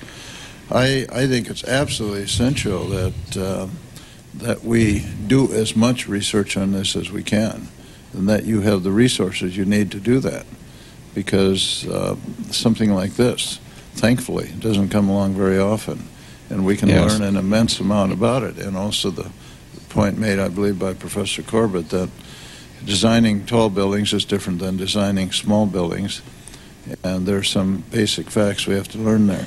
I'm fascinated, for example, by the connections of the transverse beams, and which seem totally inadequate in this situation, but obviously are adequate in the normal life of the building. We can learn a lot there. And I certainly encourage you to work as diligently as you can with the administration to get whatever resources you need for this. And I'm sure this committee will be happy to support you in that effort. Thank you very much, sir. I have no further question, Mr. Chairman. Thank you. Let me ask all of you the very obvious question. You've had my proposed bill for a few days to look at. Can you give us an instant reaction? Are there some voids there that you think we should address? Are there some things that we're trying to address you think we're wasting our time? Give us sort of a instant reaction to the proposed legislation. And let me start with Professor Corbett. Yeah, I want to congratulate you on a very important bill. I've been in the fire service for over 20 years now, and I can't think of a more important thing as far as lessons learned to have that kind of capability, you know, within our federal government, because these are national lessons. These are not New York City lessons. These are national fire service lessons that are going to be learned, as well as many other things.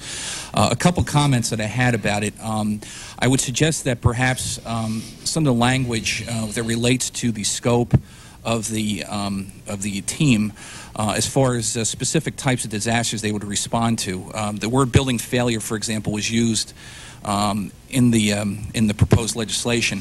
I think there are other issues or other situations where perhaps a building doesn't collapse or doesn't fail in the sense that it falls down, but fails perhaps in a design concept. Let me give you a couple examples. Several years ago, there was a crowd crush incident in New York City, I believe it was at City College, where several students were killed at a concert at the base of a stairwell because they were going to this concert and the doors were not open, and the doors opened out, and they were at the bottom of the stairwell trying to get in, and the crowd crush behind them killed several people. I think that's an example of a kind of thing that NIST needs to look at, you know, in terms of building failures. Again, not collapse, but the design, perhaps. The other, I think, perhaps even more important issue right today is that, God forbid this should happen, but if we had a biochem attack in an existing high-rise building, I think it's important that the team would also respond to an incident like that.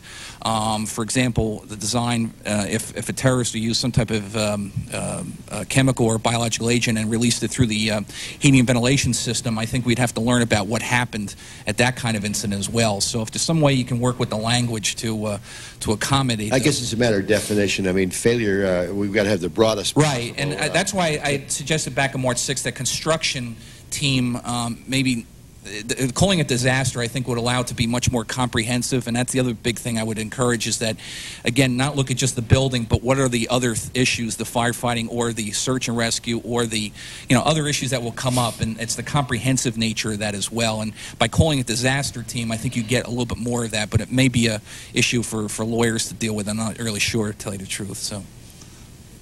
Professor, let me assure you, you haven't heard the last of us. I mean, we're going to be in constant communication because we value your input, and that's very important. I would ask that we refrain from any applause, although I love it. But the fact of the matter is this is very serious business, and we're trying to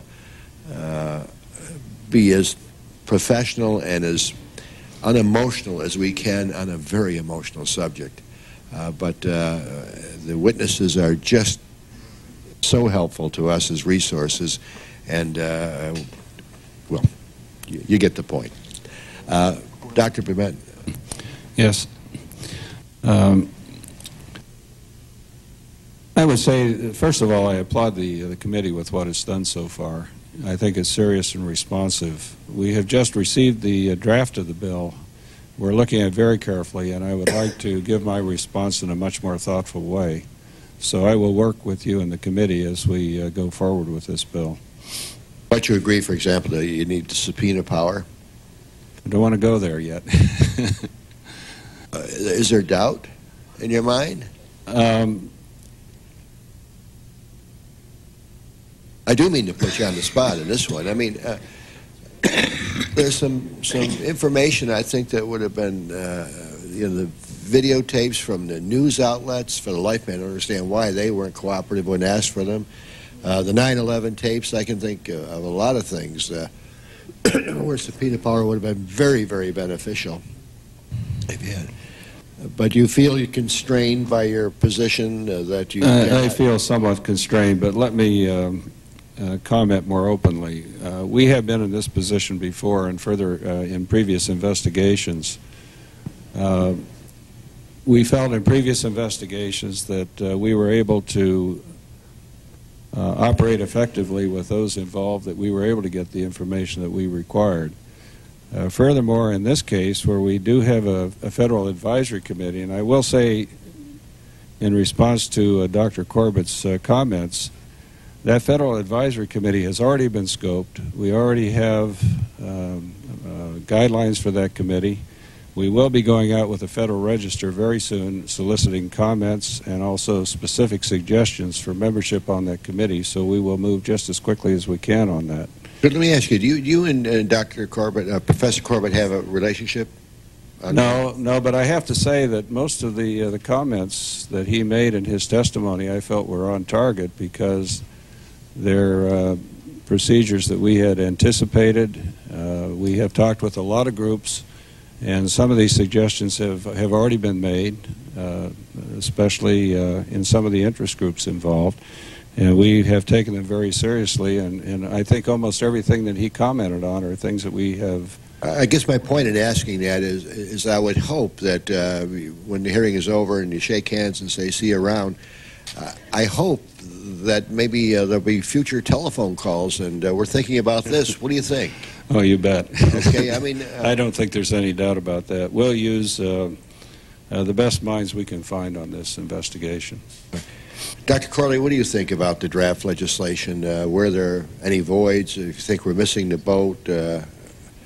Mr. Chairman, I do have a few comments on it, a few things that I think will improve it even more than it is already. First of all, my initial observation is that it addresses many of the things that we ran into, not just on this study, but having done others in the past, I have always run into the same types of difficulties in getting information. There's one item that was not clear to me, and that is whether or not the intent is to cover things such as earthquake, tornado, hurricane, that type of building damage, as well as the fire and impact and the unexpected type of loads that were on this. Yeah, we're still reviewing that issue, but my gut reaction would be yes. That is something that I think needs to be defined, whether it would or wouldn't cover those things. Then specifically when it comes to the composition of teams, there is some specific wording that I will be happy to share, but specifically I think the team should be identified as having a minimum of 10 experts on it, and this is from my experience in the past, and that these need to cover the areas of structural engineering, forensic engineering, and then appropriately fire protection engineering, geotechnical, those things that might have been related to the collapse. I believe that should be in the bill. Thank you, because that's so very important that we get input from respected professionals like you and the organization that you represent. That's what the whole process is all about. We're not the source of all wisdom up here. And there is a fourth item that I'd just like to mention at this time, and if you'll permit me, after I've had time to read it more, I'll no doubt have a few other suggestions. Sure. But in section 4.3, there's some specific wording about what to do with code changes, and I think that will need a little bit of modification, because it would require that the team come up with the code changes without having the benefit of public input, and I think the appropriate way to do this is to come up with those areas and the substance of the code changes, then go out to the public to get their input so we can address those things that we technical people may not recognize. Those are just the first 4 items that I wanted to mention at this point. Thanks. Professor Corbett, would you react to that? That's a very important issue. This is the foundation of why we're doing this, is to make change in the codes, and that is such a critical piece that has to be looked at. I mean, it's a large issue of how we develop codes in this country.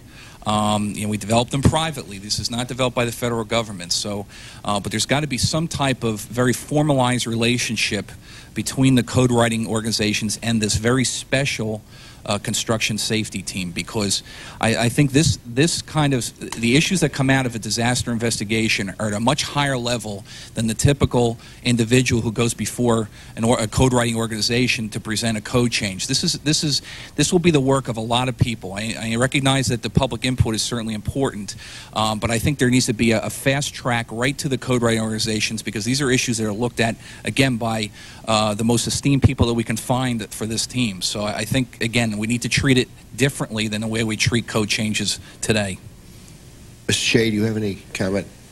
Just real briefly, as a 25-year veteran of the federal government, what I did after the last hearing was to go and pull the NTSB authorizing legislation, and then I visited the leadership of the NTSB as part of that process. My litmus test is very simple, which is that I asked them whether it worked, whether it gave them the range of authorities and, that they needed. They indicated to me that it did. I can see that the legislation you're proposing parallels that.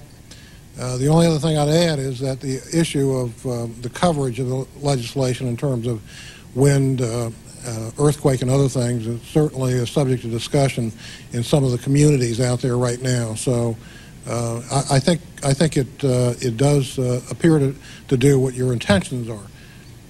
The final thing I will say is it does, see specifically call for the involvement of the U.S. Fire Administration. I think that's an extremely important part of this effort to involve fire service professionals as we look at these issues. You better believe it. Very, very important. And we use the NTSB model for our drafting purposes. Chair is pleased to recognize Mrs. Murillo. Thank you, Mr. Chairman. I also want to thank the panel. Thank you for the excellent testimony you presented, the experience and commitment that is behind it, too.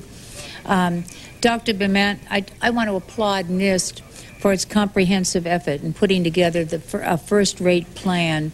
I think that, and I think everybody on this committee believes that NIST is the ideal agency for this research, and we will all work hard to ensure that you have the adequate resources for the study. I would like to, in terms of the resources, Dr. Bement, the letters that you provided the committee supporting NIST activities also support an additional $10 million to expand NIST's large fire facility to enable structural testing under fire conditions. Currently, this research capacity does not exist in the United States. That's correct. This research capacity is critical.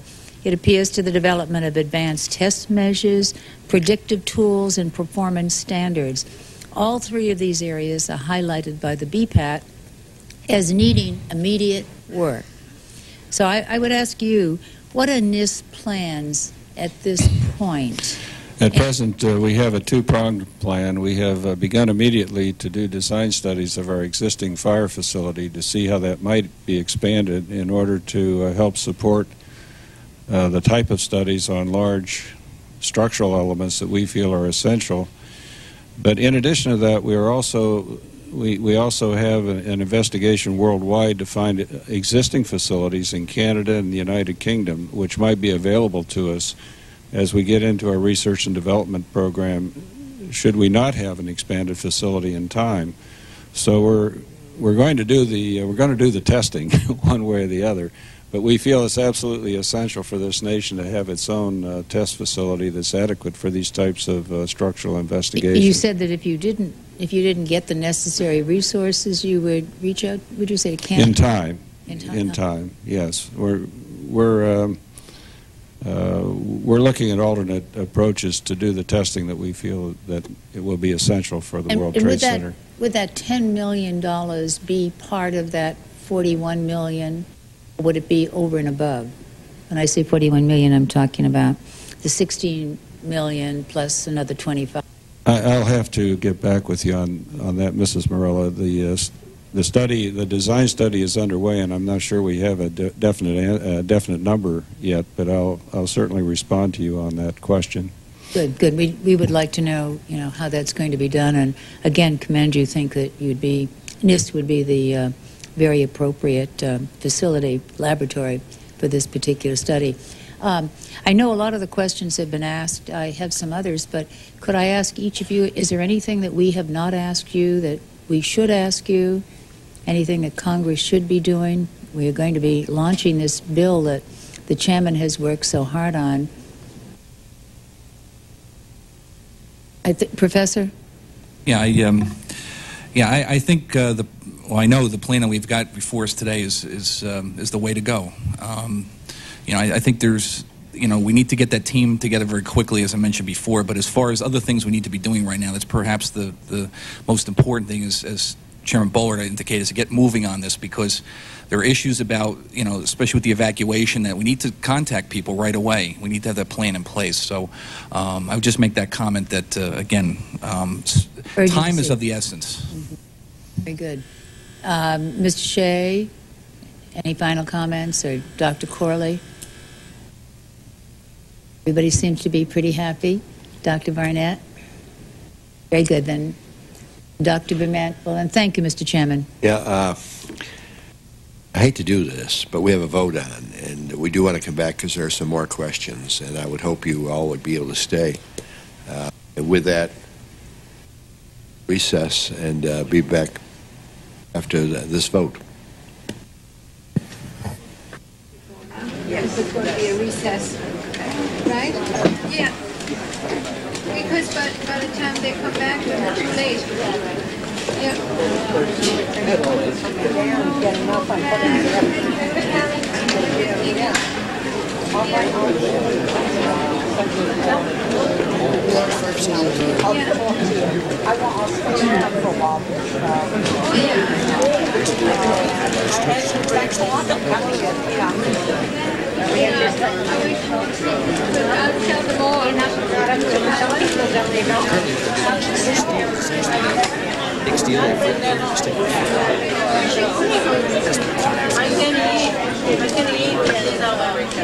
Material has these. We're about ready to wrap this up. Mr. Shays has a few questions. I have a few. Let me just start with one. We all keep referring to the $16 million, and I have a letter to me from the FEMA General Counsel that I want to put in the record that provides legislative language that is needed if FEMA is to transfer the money to NIST. As I've already said, I'd rather appropriate the money directly, but let me ask some questions about the way this has been set up in the administration request. Mr. Shea, can you explain why the administration has requested the NIST money through FEMA? This isn't to claim that this $16 million should count as money going to help New York City, is it? Mr. Chairman, it's my understanding that what was done was that a number of different initiatives were collected by the Office of Management and Budget and packaged, in effect, like this. And I'm not aware, although I've heard what you just said about the money being packaged for the City of New York and the State of New York, but I'm not aware of any direct conversation, certainly none that I've been involved in, where that was the case. But why couldn't they just request the money go directly to NIST? Well, there were discussions of that nature when the proposals first surfaced, and of course I talked to Dr. Bement about it as part of that process, and we did talk about different ways of doing it. The fact of the matter is, for whatever reason, it ended up in the FEMA appropriation. As I've said previously, there should be no concern or hesitancy. FEMA will transfer the funds when the funds are appropriated. How quickly can you do it? Within Instantly? days. Normally, just procedurally, there's what's called a Treasury warrant that's issued, and what I would seek to do is do actually what's called an appropriation transfer, where both the funding and the authority goes directly to NIST, and there would be no reporting relationship with FEMA as a result of that. Is NIST getting anything in the supplemental, Dr. Bement?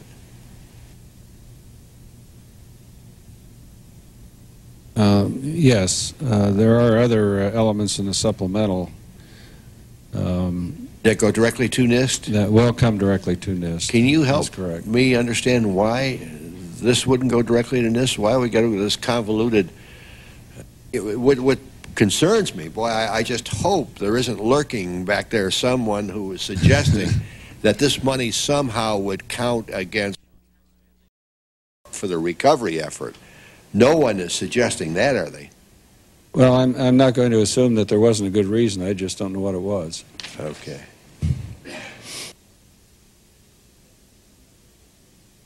Okay, well, the letter from FEMA to me says any resulting codes and standards will not apply to the recovery efforts for this major disaster and are not particularly targeted to benefit the affected disaster area of New York State, city and the state of New York.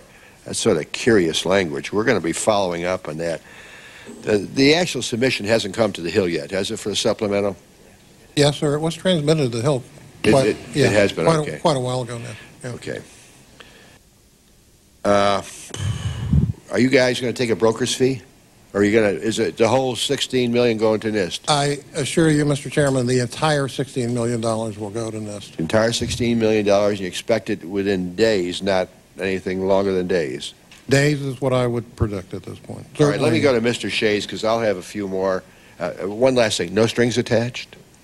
No, sir. As I said, my intention is to do what's called an appropriation transfer. It's a special mechanism used between federal agencies. It means both the money and the authority go directly to the transferee, in this case, the National Institute of Standards and Technology. There are no strings on it. It's simply... Would anyone have any objection if we weigh in with the appropriators and say, this seems to be a sort of a silly way to do it. Why don't we just go directly to NIST? Wouldn't cause you any heartburn, would it, Mr. Shea? No, Mr. Chairman, not at all. Okay. Well, I don't want to cause anybody heartburn. All right. Mr. Shays. Chairman, if there was going to be a broker's fee, there certainly wouldn't be after you asked your question. You really cover the basis on that one. There was no angle that one would get around that one. This is, I have still a number of questions, and we only have two, so I might come back after you, Mr. Chairman, just do a few now. One of my concerns is that when the people went out of both towers, they went out in a fairly orderly way. In fact, it's pretty extraordinary from what I've read and the people I've spoken with, the respect that each had for the other as they tried to go down. Some people were slow, others carried them down, and so on. But I think it's fair to say that they didn't quite think it would implode or collapse. And I'd like to just have for the record, if it's accurate, that that a building on fire isn't necessarily going to collapse within the first hour, and that these clearly were pretty extraordinary events. And my fear is that if we don't establish that for the record, we're going to have fires where people are just going to think they have to get out in the next 20 minutes, and then no one gets out. I'd like to know. I mean, we do accept the fact this was pretty extraordinary, correct? I'm nodding of heads doesn't get on the record. Yeah. Yes. Yes. This was extraordinary. This was the first time that we had the collapse of a protected steel structure. And I think that's the whole point as we move ahead, and particularly with this proposed legislation, that we move ahead in a carefully planned approach and we don't just change building codes because of one incident. Now, Building 7 is a building that I guess coincidentally stayed standing for 7 hours. What did we learn about that building and why it was able to endure the fire for 7 hours? I'd first like to know how it caught on fire. I'll address that question. First of all, in discussing with the New York City Fire Department, we determined and concluded that it started on fire after or as Building 2 collapsed, that there was debris from that building that was propelled into Building 7, and that the fire started at that time. In some cases, that debris could have had aircraft fuel on it and so on. So it was. Were these lighted timbers? No, we think it was building contents that was propelled over there. By the time Building 2 collapsed, the aircraft fuel would not have been there anymore. It would have been consumed by that time.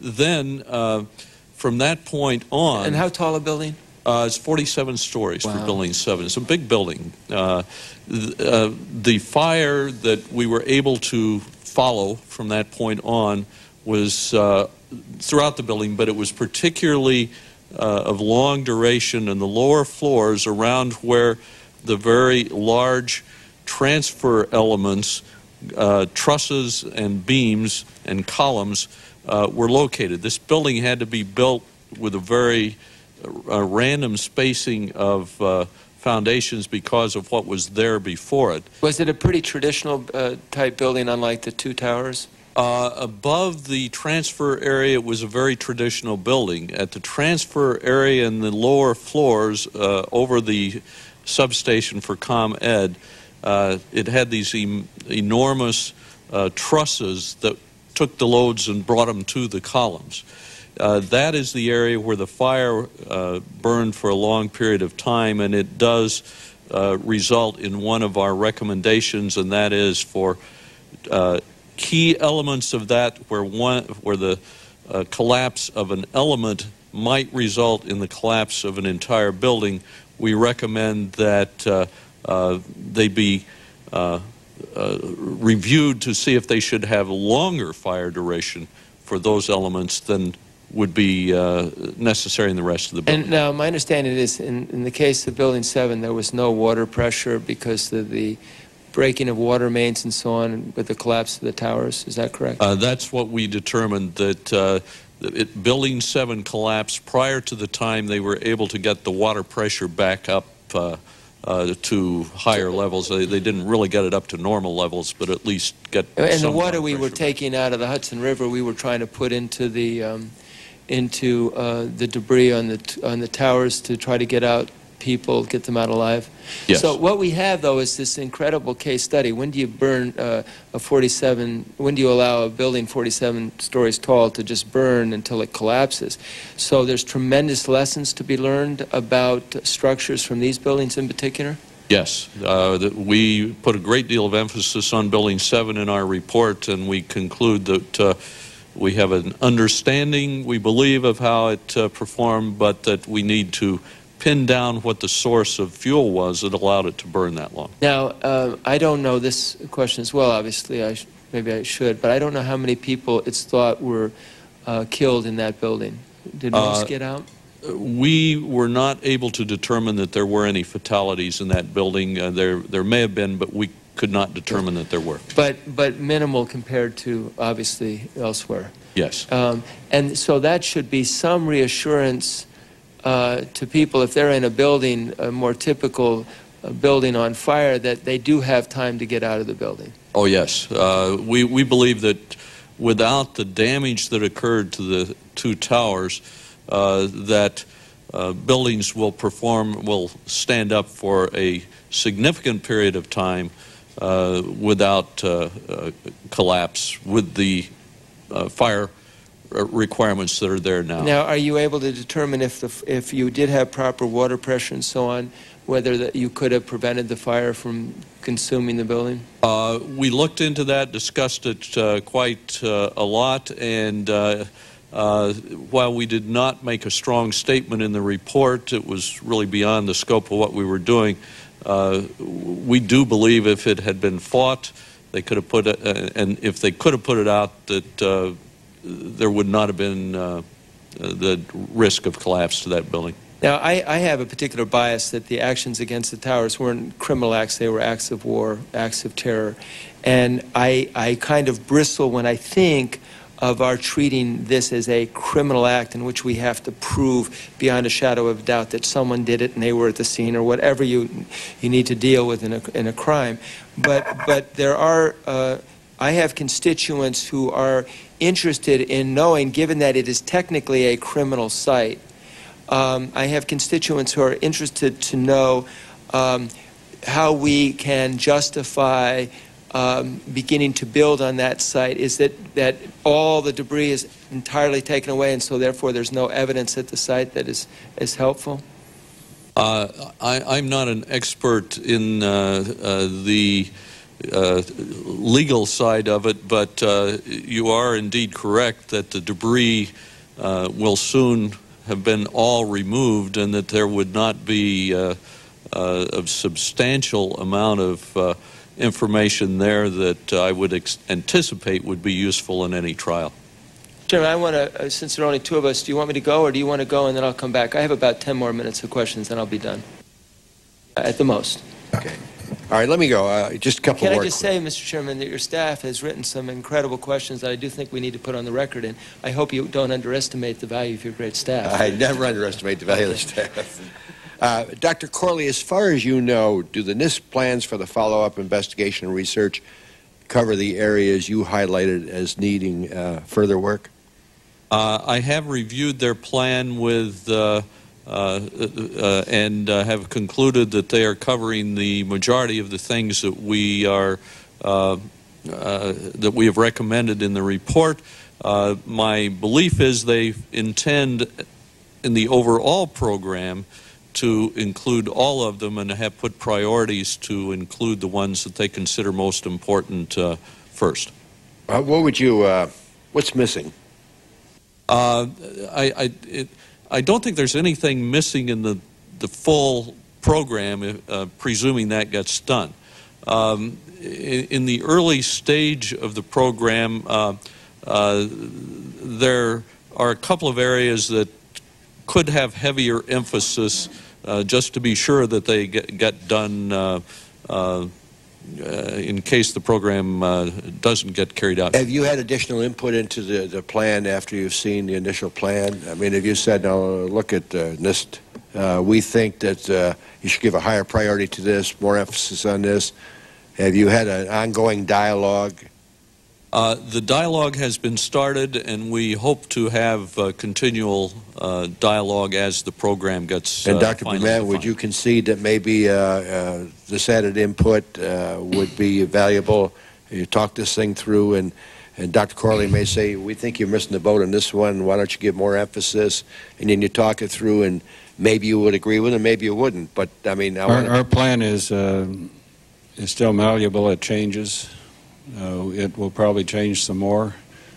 I'm sure that when we have our public hearing in New York and get further input on our plan, it will change still more. Can you give us some indication how you decided what you would include, what you wouldn't, how you prioritized? And also, I'd like to know the central goal of the investigation. I think going back to the central point, why these were unique incidences and why collapse occurred, there have been instances where buildings have had major fires that have burned to completion without the buildings collapsing. I mean, there are several such incidents on record. I think in this particular instance, because of the singular nature of the collapse and the effect of the fire on that collapse, we really have to understand that in much better detail. And so that is far and away, in our minds, the most critical thing to understand first, and begin to anticipate what type of technical basis we're going to have to develop in order to bring about code changes in buildings that may be subjected to either blast or terrorist attack of one kind or another. In addition to that, of course, we're very much concerned that firefighters have all the access that they need and all the tools that they need in fighting fires in tall buildings. And of course, communications have been mentioned, but protective clothing is another issue. Having access to the fire is another issue. Not being blocked in trying to enter a building and do the work that they have to do. So I would say that we consider that to be a very essential part of our early investigation. Now, there are a lot of other elements that are also critical, and that has to do with the behavior of connections under under fire, the behavior of open truss structures under fire, that are central to understanding in detail just the exact sequence of the events that led up to the collapse. We think that also is essential to do early. So our initial attention is on buildings 1, 2, and 7, but the lessons learned from that part of the investigation will apply broadly to other buildings as well, because these elements are in general use in... But shouldn't a banker's trust be reviewed? Because that's more typical of what might be expected to happen. Well, in the case of banker's trust, there's no mystery about what the initiating event was. It was the collapse of the World Trade Center buildings and the debris that came from the World Trade Center buildings. Now, you're absolutely right in understanding how that impact was absorbed and how it was dampened, and also the pathways in which the load was propagated through the building. That has to be subjected to finite element analysis, and it has to be subjected to further testing. And those are the specific tests that will be part of the research and development program, which incidentally a lot of that will be done in parallel with the investigation, so it's not as if it's being overlooked. Finally, and this seems like an appropriate way to wind up, I want to be sure we all understand what is at stake in terms of building safety, in terms of the results of these efforts we've been talking about today. Dr. Corley, what changes in codes or research related to codes is the highest priority in following up on your investigation? You know, obviously we're not going to design against planes hitting buildings at high speed. What changes can we design for? The items that we saw that need the most attention, other than those that deal strictly with buildings that can be identified as potential targets for terrorists, are those dealing with the fire resistance of connections. That was the one. Also, related to that is the amount of fuel that is in a building, and there is a need to look into that the fuels that go into buildings today are different than they were at the time. That's your highest priority? Those are the two highest priorities, the connections and the amount of fuel. And Dr. Barnett? Thank you. I'd like to add something about the connections. In Building 5, we had major collapses due to connection behavior in the fire. That's why it's a priority. Building 5's construction was similar to buildings around us every day. We need to look into this. We talked about building codes. This may or may not result in a building code change. It certainly, in my opinion, will result in a design practice change. Design practice by professionals can occur at once. As soon as professionals realize there's an issue, they can make the change. Building codes are minimum standards. It's really not where we ought to be heading, or at least just not that alone. We need to look at the whole picture. But Building 5 was a normal building, and it had a fire, and it had major collapses. This has never happened before. We need to understand why. And I think that's why Dr. Corley's identified the connection issue as a very significant issue. Well, the changes in practice is very important. I'm glad you pinpointed that, because when all is said and done, we come up with model codes, but no one's forced to do anything to put those codes into practice. Is that correct? The code process is that model codes are put together, and then the local jurisdictions have to adopt them. And while they are not forced to do that, there is wide adoption of those codes. So, but there are no mandates. They're not mandated to adopt those codes, and in fact, when a local jurisdiction adopts one, they can even make exceptions to the code. But in practice, once it goes into the model code, it's unusual for a local jurisdiction not to pick it up. Dr. Bement, would you agree with Dr. Corley's priorities? Yes, I think it's very consistent with what I said earlier, that we do want to pay particular attention to connections and also the fire resistance of these connections.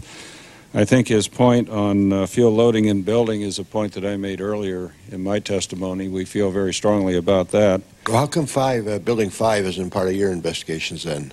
Building 5 is part of the research and development program. We want to actually do tests on the connections to understand the failure modes, and it's not being overlooked. But is there any money for that? R&D, I mean... We will have money in our 03 request if it's passed. We're talking about intentions rather than reality. All right. Mr. Shays. Thank you, Mr. Chairman. Think of me as the PS here, Mr. Chairman. Spend money we don't have. I said think of me as the PS at the end of your final question. I have some questions that some of my constituents have a particular interest in, and like New York City and Long Island and New Jersey, 60 constituents in the 4th Congressional District lost loved ones. With regards to the subpoena power, Mr. Bement, that you didn't seem to advocate, I'm really unclear as to what your position is. Well, I didn't advocate. Let me just finish. Sorry. Yeah. Yes. I can't imagine taking. I'm expressing a bias, but I want to at least warn you my bias. I can't imagine taking seriously any investigative organization that doesn't have the power to demand information when they need it. Otherwise, you're going to get the information that people want you to have, not necessarily the information you need to have. That's my bias. I'd like to know what you. I don't want anyone on the committee to conclude that I've made a specific statement for or against subpoena power at this time. As long as it's under active consideration, it's very difficult for me to characterize what the position of the administration would be. Fair enough. I'll leave it at that. I mean, so it's not that you oppose it, it's that the administration hasn't yet made up their mind? I would like to leave it there, yes. I would agree with that. Okay. With regards, and so we need to get the administration to weigh in on this. That's not your responsibility, it'll be ours. With regards to a testing facility, are there testing facilities overseas that we could utilize until we have our own facility? Well, there's one actually in Canada that we could use, so it's not that far away. Is that a possibility? Yes. Okay. We've already entered into discussions. With regard, what role is ASCE going to play in the investigation? Well, first of all, let me establish the principle that NIST will do an independent and objective investigation and will stand behind our findings and recommendations. We will, of course, engage individual experts, many of which will be members of ASCE, as well as other professional societies as well, and the academic community at large. So we're not, at this stage, and it could very well be that some members will be part of our Federal Advisory Committee. So at this point, we don't see a formal relationship in the investigation, but we could very well have a formal investigation in the follow-up research and development program. Thank you. With regards to the repository for, I guess what I want to know is there a repository for the building performances, prior studies of building failures, either from natural disaster or human error in the design of the building, or a malicious attack or something, where does such a repository of information exist anywhere? Yes, sir. NIST has a building and fire information system that has a general knowledge base on past investigations, past events, technology developments, codes, etc. All the information that we'll collect, and even all the reports that we'll generate as part of the investigation, will be part of that information system, and that's available to the public in general. And I think going forward, as we continue to be involved in these types of disasters or these types of investigations, they will also be part of that repository. Does that include NSF and BPAD investigations as well in the past? I'll have to consult with Not yet, I'm told. Okay. Is this something that the general public is able to turn to as a resource? I think it's on our website. Yes, it's on our general website. But it's not as complete as it could be. And so there will be an attempt to make it more complete and then also provide it to the general public. Yes. Yeah. Mr. Chairman, let me just conclude by just making a comment that in Bridgeport we lost 29 workers when they were putting up a lift slab at L'Ambiance, and it was determined that the lift slab method was not a very safe way to do it. I mean, you molded each one and then you lifted each floor up, and workers were down below as they kept lifting up the other floors. And what the Bush administration actually did, it was under the Bush administration, they set up an Office of Construction Safety within OSHA and promulgated new regulations to protect workers. I mean, we learned a great deal from that experience, and I would imagine that we are going to learn a ton of information. And I have to say to you that when I attended your first hearing, I was really wondering, like, what's the point? I mean, you had two planes go into a building, but this is a wealth of knowledge that you are so right in making sure, and others obviously, that we pursue. And obviously the victims who have suffered from this, I think, also deserve to know that we'll learn a lot and that their loved ones will, that some good things will happen from this horrific event, that we learn things that can save lives in the future. And so I just really appreciate what the gentlemen here are doing. I appreciate what many in your audience have done, because they have been catalysts for this effort as well, and thank you. Thank you very much, Mr. Shays, particularly for your attentiveness and active involvement. I want to thank all the witnesses, but particularly Dr. Corley and ASCE. You've given countless hours, and it's not over yet, on something that's very important for us all. I want to remind everyone that there's going to be a press availability in room 2325. The witnesses and members of the committee who are, it's going to be right here? It's going to be right here. See how flexible we are? We can adjust. We'll have a press conference next week to announce the introduction of our bill. We're still working it, and we're getting suggestions. We're very open to any good ideas that will come along, but we intend to really pursue this to its logical conclusion in short order. And I want to remind NIST, Dr. Bement, that we're going to help you get that $16 million, and I hope we can avoid the convoluted path that some have charted for it. We'd like to get it directly for you. And I can appreciate it sometimes puts someone like you in a difficult position, some of the questions we ask, because obviously the administration is weighing various policy options. But we're going to get you subpoena power because we think it's very important. And we're going to get you the resources because we think that's very important. Thank you very much. And we all want, all of us, on behalf of the entire committee, I want to thank all of you for spending so much of your time, just not today, but throughout this whole process. Thank you for being very candid, particularly Professor Corbett. I like your style.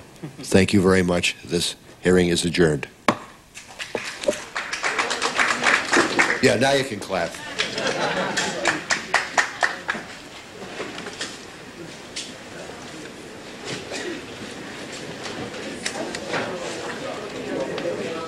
After this hearing, several congressmen and a few of the witnesses held a brief news conference to talk about the report on the World Trade Center collapse.